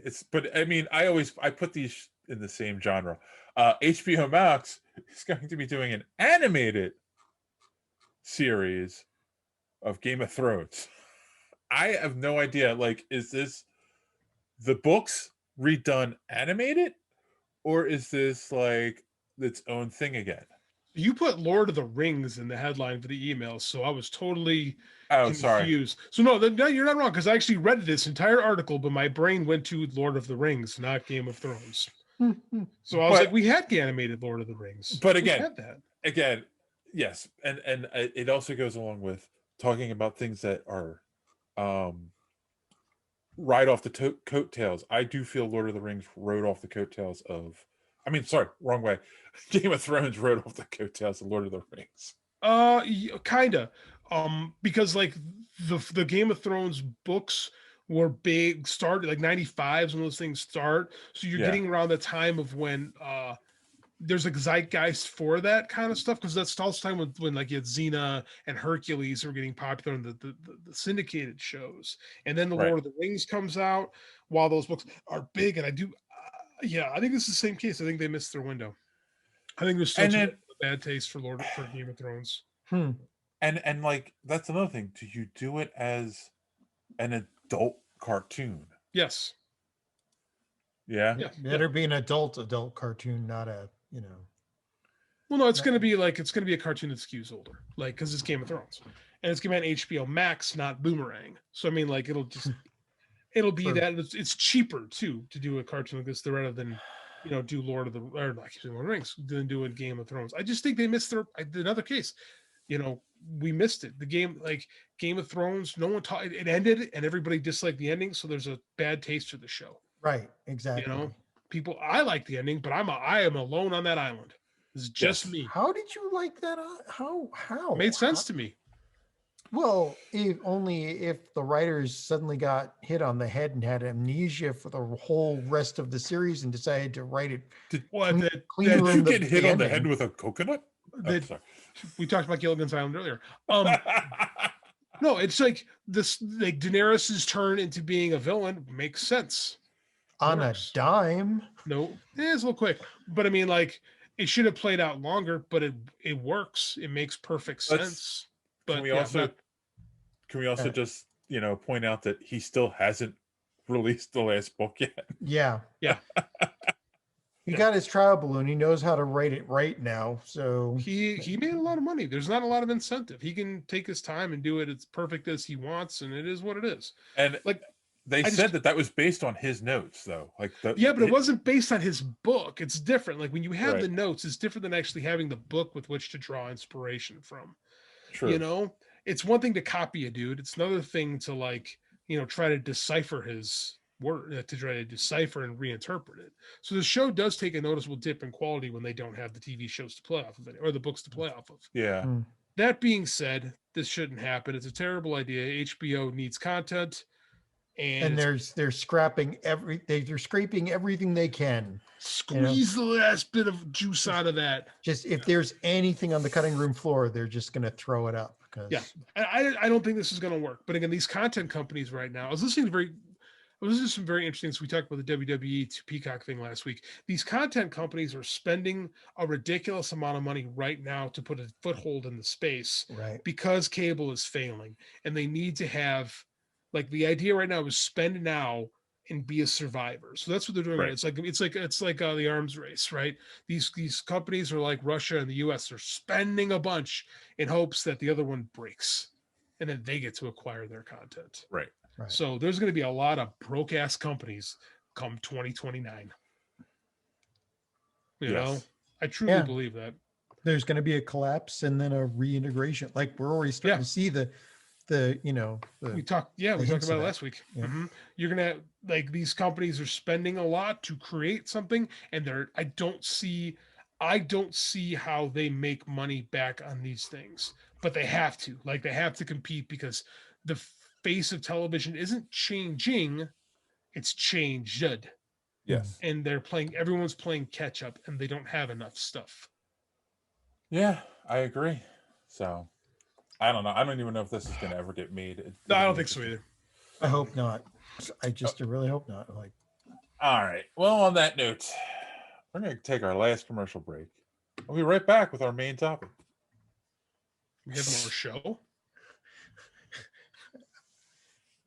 An hour and a half in, we're going to do our main topic. Oh my god! Well, this is a quick one. Do you have any idea how much snow that I shoveled today? This was a Buy a quick one. snowblower. Buy a snowblower, country boy. John, every time I you go have like a this, we can all snowblower. My see neighbors broke it. John, every time you go Buy like better this, you're neighbors. putting your bald spot in the camera. Yeah, I know. Are you blinded yet? I can All right, adjust my so- lighting to. So I just thought this was, Nice. this was a fun topic for this week. We could all pick our 3 favorite superheroes that don't have powers, and everyone can't pick Batman. So, I wouldn't have picked Batman even if you hadn't said that. I'd have picked Batman. I didn't pick No, Batman, but I'll be so- different. Oh, okay. Well, if you're going to be different, you can go first, JD. Who's your number 3? Me and my big mouth. My number, because I'm going to this cold. I didn't plan this, so I think my number 3. I'm gonna go with my gut on these. I'm gonna go Luke Cage, my number 3 favorite non-powered superhero. But he's indestructible. Oh, you're right. Luke Cage does have superpowers. I withdraw. Indestructible's not a super. Is there something you forgot. want to tell us, JD? No, I forgot. Luke Cage. I was thinking street level, not I missed. I thought we were talking street level. Okay, non-super powered. Oh, well, I'll just go Nightwing. Yeah. That's Yeah, I close like enough Nightwing. to Batman. It's as close as the Batman. as you can get. No, very different, very different, very different. Very different. characters. Oh yeah. Dick Grayson's very different than Bruce Wayne. Dick Grayson actually has a good story arc development to becoming Nightwing, as opposed to Batman. His parents died, and boom, he went crazy. So I reviewed. Well, I did a review for Batman: Mask of the Phantasm this past week. I don't know if you guys had a chance to read it. It is still the best Batman movie ever made, in my humble opinion. what I like about really quick, this is subject matter. What I like about Bruce Timm's Batman is he's never portrayed as a crazy person, unlike a lot of the live action interpretations of him. But Right. there's this scene in Mask of the Phantasm where, you know, at this point in Mask of the Phantasm, for a quick review, he is he's failing at being a vigilante. He's not the Batman yet. He sucks at it. It's very Batman Year One-ish, and he's fallen in love and he wants to get married, and he's pleading with his parents' headstones to please let him move on. And then she leaves him and he kind of goes, oh, okay, I guess this is what I'm supposed to do after all. Right. So it's more of an inevitability thing than I'm crazy, I got to be a bat kind of a thing. It's more of Bruce just accepting that he's not allowed to move on. And I love that interpretation of it because it's very different than what we see. A lot of filmmakers want to make Batman the crazy man, crazy guy who puts on the mask. And I think Bruce Timm gets to it.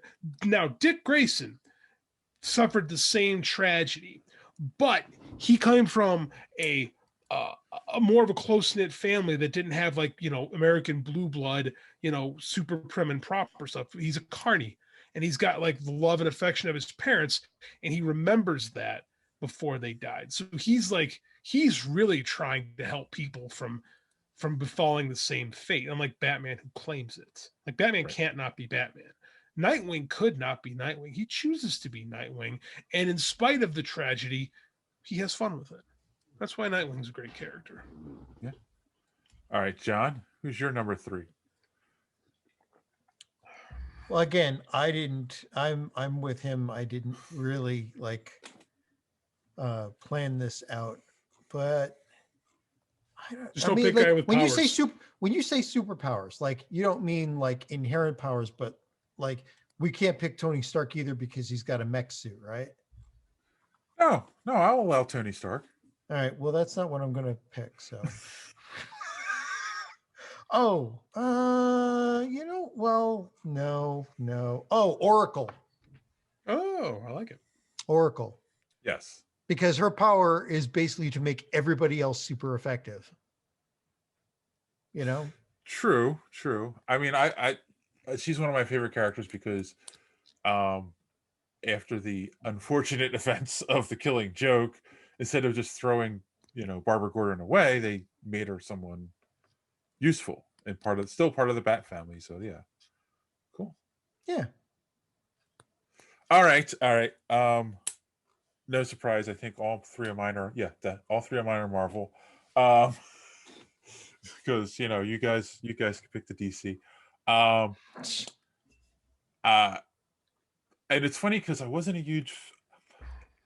My first character, I'm there's some stories from her I like in the comics. There's some stories it's like, I really fell in love with her in the movies. Of course, that's Black Widow.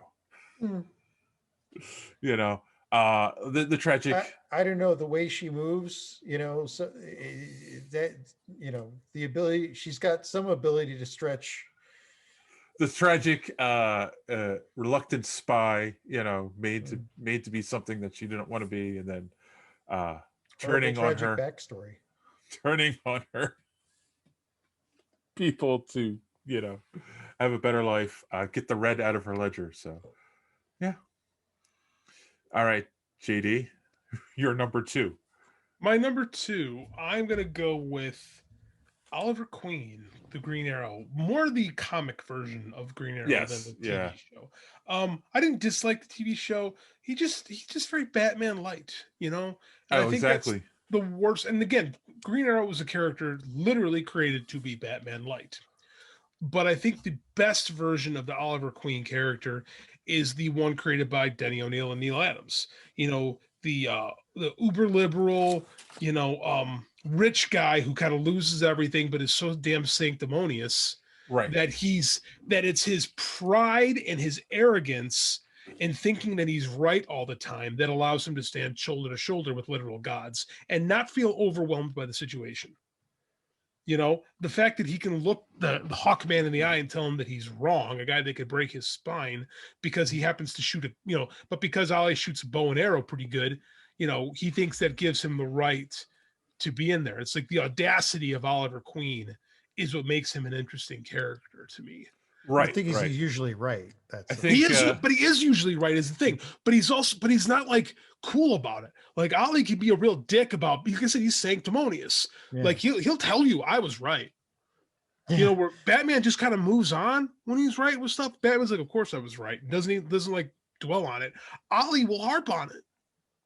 You know, Ollie is kind of a dick, and that's what makes him really good. I think the Dark Knight Returns.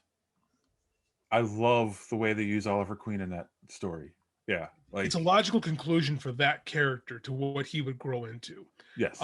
I really like Kevin Smith's use of him, even though he does have a supernatural comeback. Like you get the pure Oliver Queen that comes back. I love Michael Barr. That's Mike Barr's Oliver Queen. I love that version of the character. Like I just, and of course what Brad Meltzer did with him, he's a really interesting character. And I really don't think we've seen the right interpretation of him, because you always get a young guy, and Ollie should be older than everybody else. He should be the oldest guy in the Justice League.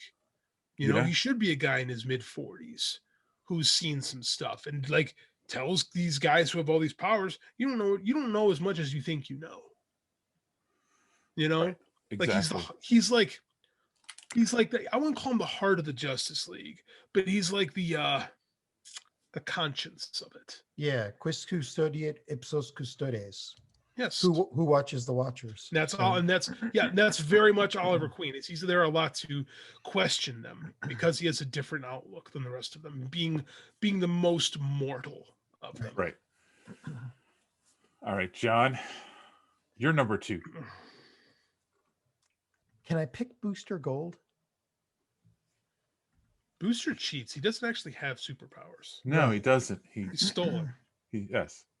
I mean, if not, then I would go with either Black Canary. But if you consider her Canary cry like too inherent, then I'd go with Wildcat.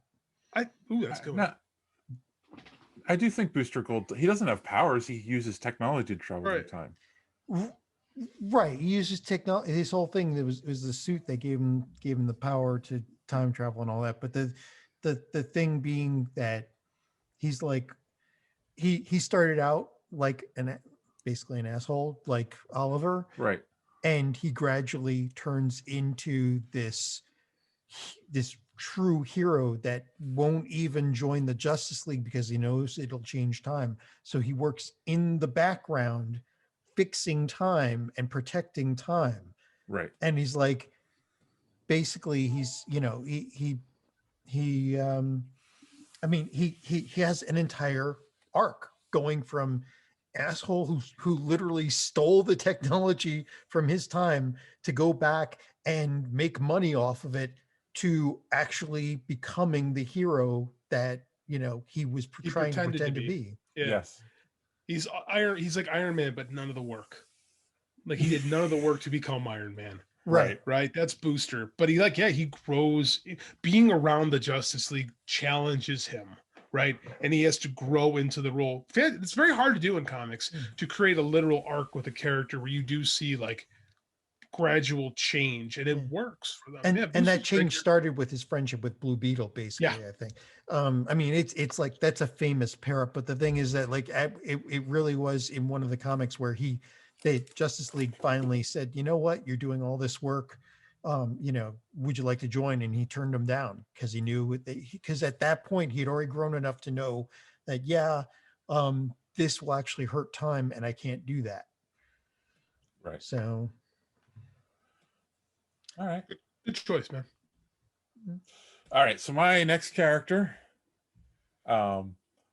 he was originally a sergeant, and then during the craze of James Bond, Marvel reinvented him. Sergeant Rock? No, not DC. Marvel. Sergeant Slaughter?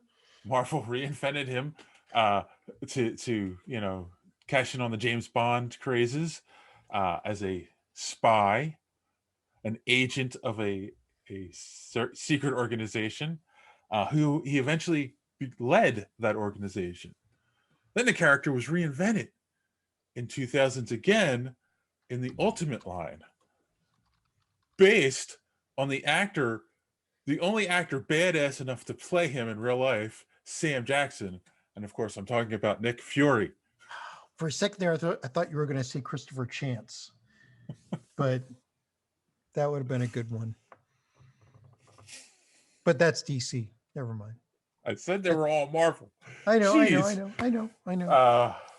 But yeah, no, he's it's funny because my brother was actually more of the Nick Fury fan when we were kids. He had a bunch of the comics. But yeah, the old Steranko books. Those ones? Yes, the Steranko books. They're cool. They're very cool, very very artsy.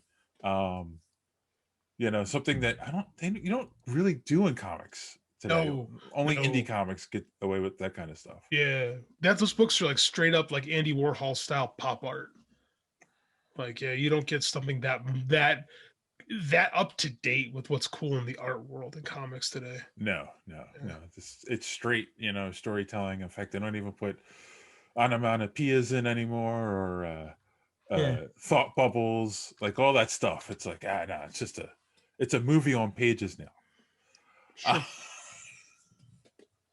Yeah, so that's my number 2. Comics. Yeah, Widescreen comics. All right. JD, who is my number 1? Who is your number 1? That is the question. Oh, you see what I did there? You see what I did there? Damn you! Yeah. Is that a superpower though? Being able to not have a face? No, he doesn't have a face. He uses a chemical spray. Agent. Yeah. Pseudoderm. That's true. He didn't develop; he just got it, and it actually killed him. So yes, he develops lung cancer from it. So, but that in itself makes him one of the most mortal heroes. Like, my favorite version of the question. I have two really versions of questions that I really love. Not as much the Steve Ditko one, but the Denny O'Neil question, who's really trying to find himself and loses himself in like Eastern philosophy. Mm-hmm. Like, that's a fantastic interpretation of the character. And the Bruce Timm Justice League Unlimited Fox Mulder on psychedelics, where you think where he's believed everything is a conspiracy and finds out that one of them is right. Yes, that is a fascinating version. Like, I know Rorschach was inspired by him, but I think that the actual question is so much more interesting than it's a shame they haven't like really adopted him into some kind of live action film. I agree. I think that, and especially because the look is so cool. Yeah. Right. And like, if you did that, and it's never really been done in anything. Like, I found an old tweet from when I Facebook memories thing, when Arrow first starts, I jokingly said, when does the question come on this show? And they never did.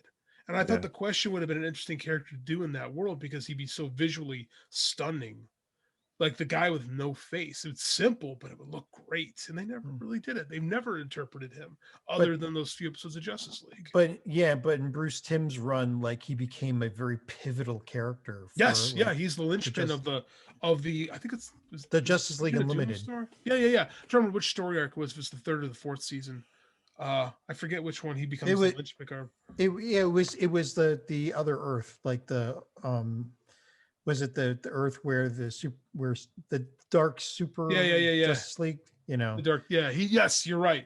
The one with Amanda Waller, that season, because it was the whole thing where he was like, what happens when Superman goes crazy, right and he was he put it all together when nobody else could, not even Batman. It was such a lunatic conspiracy that only he could connect the dots, right and I adore that kind of a character.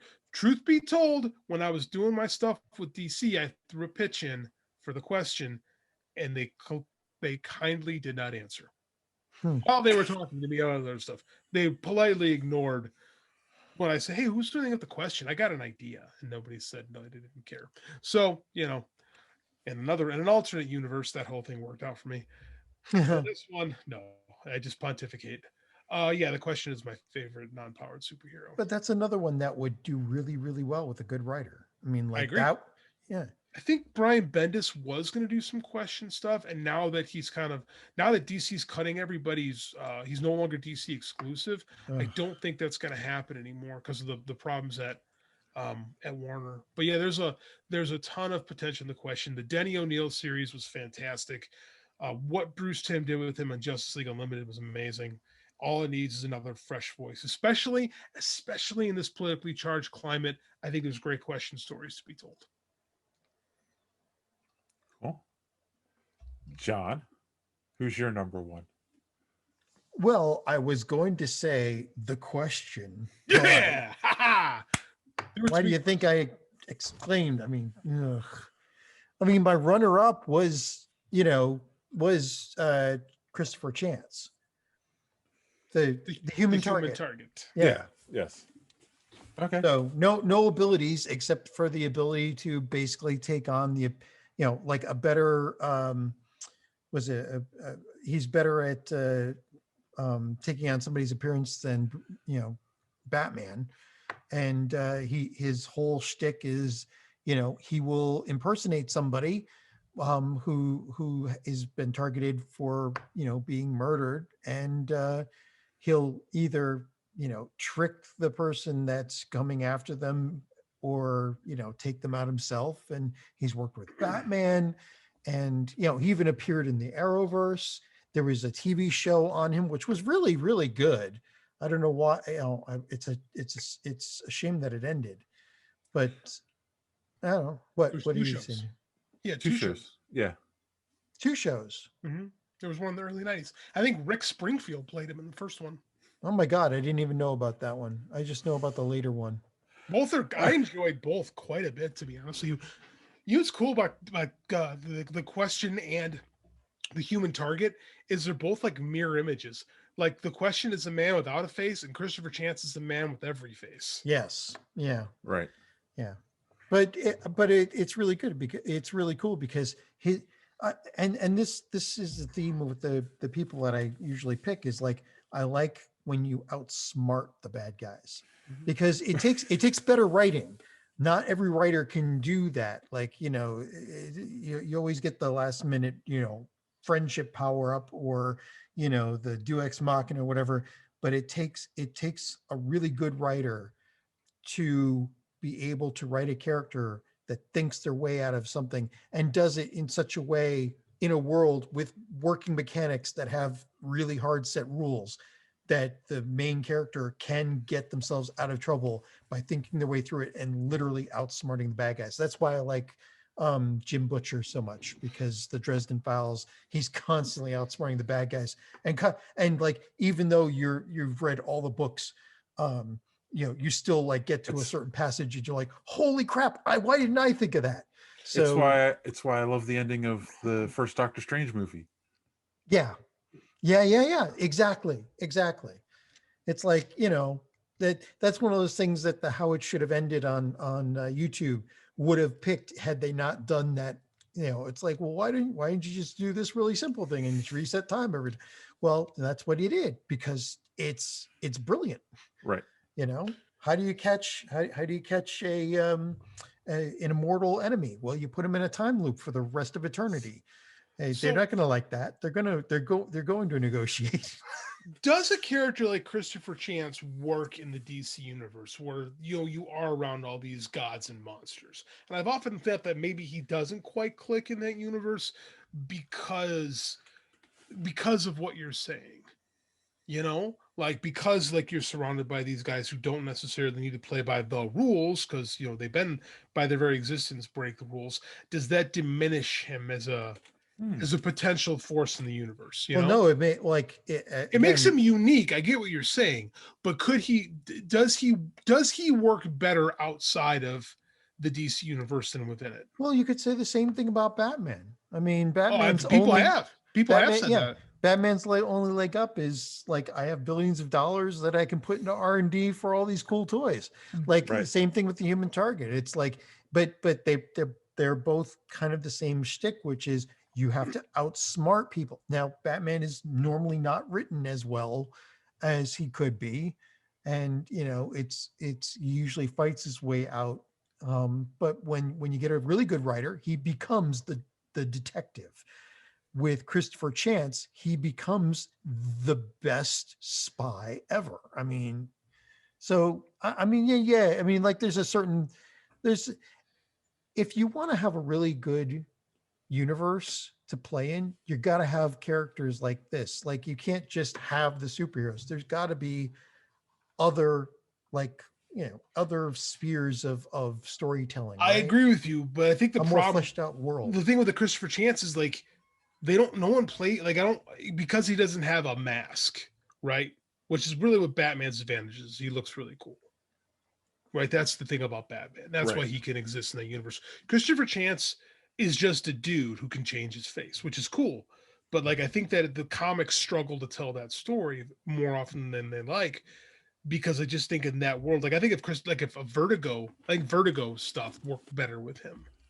But You know? he doesn't just change his face. He No, I know, changes, but that's he but what's changes the everything. but what's the gimmick though? Like, it all comes down to what the gimmick is, the character. And this is why I think he worked better in Vertigo rather than in the DC proper. Because it's hard to stand out in that universe. Like Oliver Queen. Like, Oliver Queen gets to wear a mask and gets to challenge those guys. Why couldn't that be Christopher Chance? Right? Well, I think it's even harder for him because he has, he doesn't wear a mask, but it's harder to deal with those people and keep them from not knowing who you are, No, I agree. that you even exist. I agree. That's the problem with the character, is the crutch. Is he the crutch of superhero storytelling? Doesn't exist with the human target.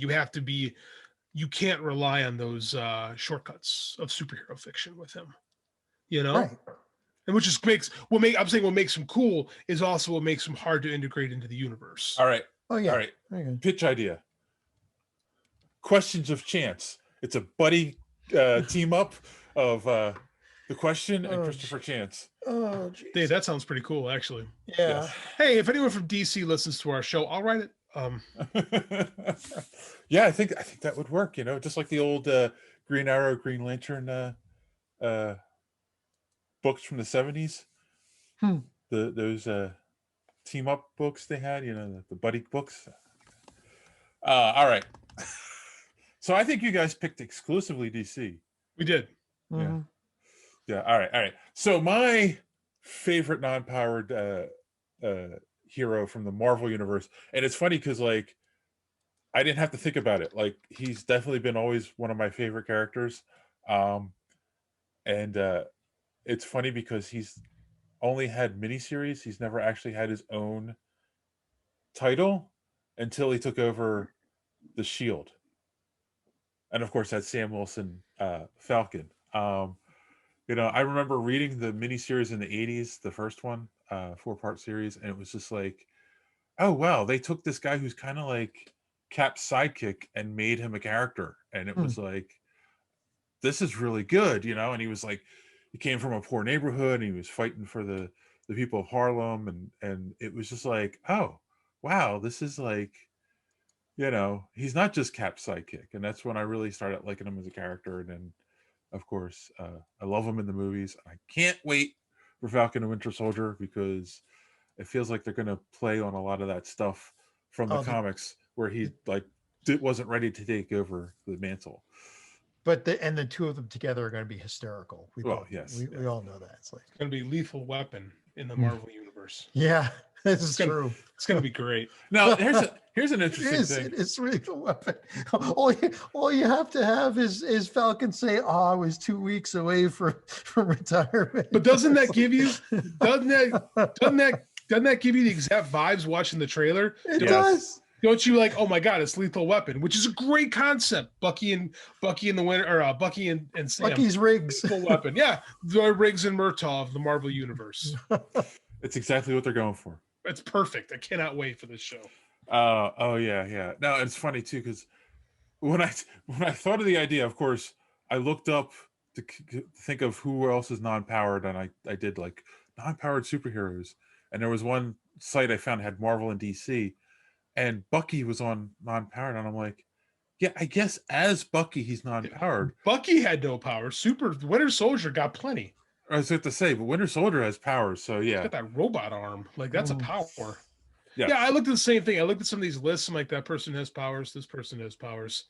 This person has powers. Yeah, and they didn't have Booster Gold for DC, and I'm like, wait a minute. he doesn't have powers. He uses technology. Because the people that write these things don't read enough comics to know who Booster Gold is. That's Yeah. why. That's right, true. Those are fake nerds. You want to get on fake nerds. Dorks that write articles for a living are fake nerds. Wait, you write articles for a living? I know. All right. Well, fake nerds. That's our topic. So let's wrap it up like we normally do with some recommendations for our audience. JD's trying to think of something real quick. So, John, you got any recommendations? All right. Well, as usual, I have an anime recommendation. Really? Yeah. No way. Shocked to hear that. Surprise. My girlfriend was a lethal sponge. Right? I'll have to check to make sure that one doesn't exist. Ate all the motor oil. No, this one is more conventional. And it actually goes along with what we were talking about with these non-powered superheroes. There's 6 years ago, there was a series called World Trigger. They came out with about 60 or so episodes, and then it ended. I'm not sure exactly why. I think the animation studio that was putting it out went out of business. But it recently got picked up. So now they're having a quote unquote season 2, which I'm hoping is going to be another 60 episodes. But it is not your standard anime. There are no last minute friendship power-ups. They're power friendship or whatever. It is the guy who's writing the manga is all about tactics. And it is, and taking advantage of small things during a battle, and it gets really intricate, and it's really satisfying to watch. Again, a bunch of guys who are not as good fighters as everybody else, just winning fight after fight because of tactics. And it's got a quote unquote tournament arc, which is standard for animes, but it's probably one of the better ones I've ever seen. And the anime and the characters are all very unique and fun to watch. So World Trigger it's called, and it's on Crunchyroll. So I would go check it out, because the new season's out now, and you know that you're gonna get more episodes. Cool. JD. I'm not sure what I recommended last week, but this week I'm going to do, I'm really getting into this DC Infinite Universe app, DC Universe Infinite app. Terrible title. Yeah. Great app. I really like I really like the interface. I like how easy it is to find. I love Brian Bendis' take on Superman. I love it. It's really good. I think he gets the voice of the character much better than I expected. He isn't doing the whole Bendis speak thing. I like his interpretation of John. He writes John Kent. He writes Lois and Clark like the parents of a special needs child, which is what John is. And there's a great, they did the whole thing with they retcon Krypton, the blow up of Krypton a little bit, but that's okay, because it's really his examination of Superman and his role in the 21st century, which we've seen before, but it works on a different level here. And like I said, what I like the most about it, because I don't like people who don't like Lois and Clark together. Like, the two characters work so much better together than they do separate. Yes. Like, they work.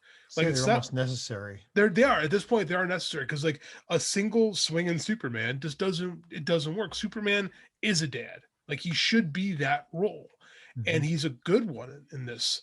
And I like it. I think there's going to be a lot of influence taken from this into the new Superman TV show that they're doing. But man, I slept on this because I wasn't reading comics actively at the time. But now there's like 60 some issues that I can just knock out on my own on this app, and they're really good. Like, it's not the Marvel Bendis stuff, but there's still some Bendis-y things.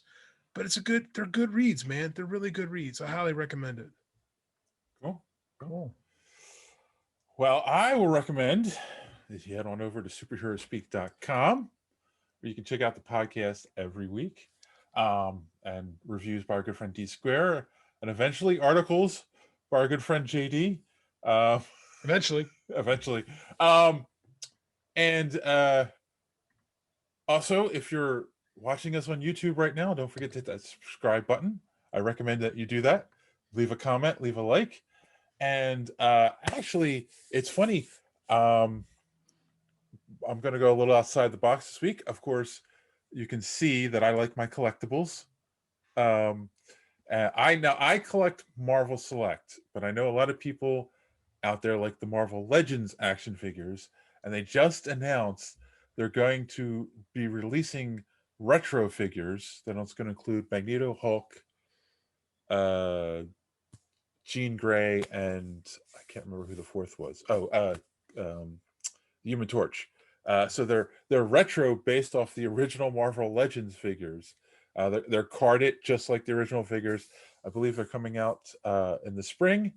So if you're a collector, I think these are going to be pretty hot. So keep an eye out for them. I think I will be picking up the Hulk because he's my favorite character out of the ones that are coming out, and I'm not a completist. So yeah, take a look for those. If you like collectibles and you like Marvel Legends, these should be pretty cool.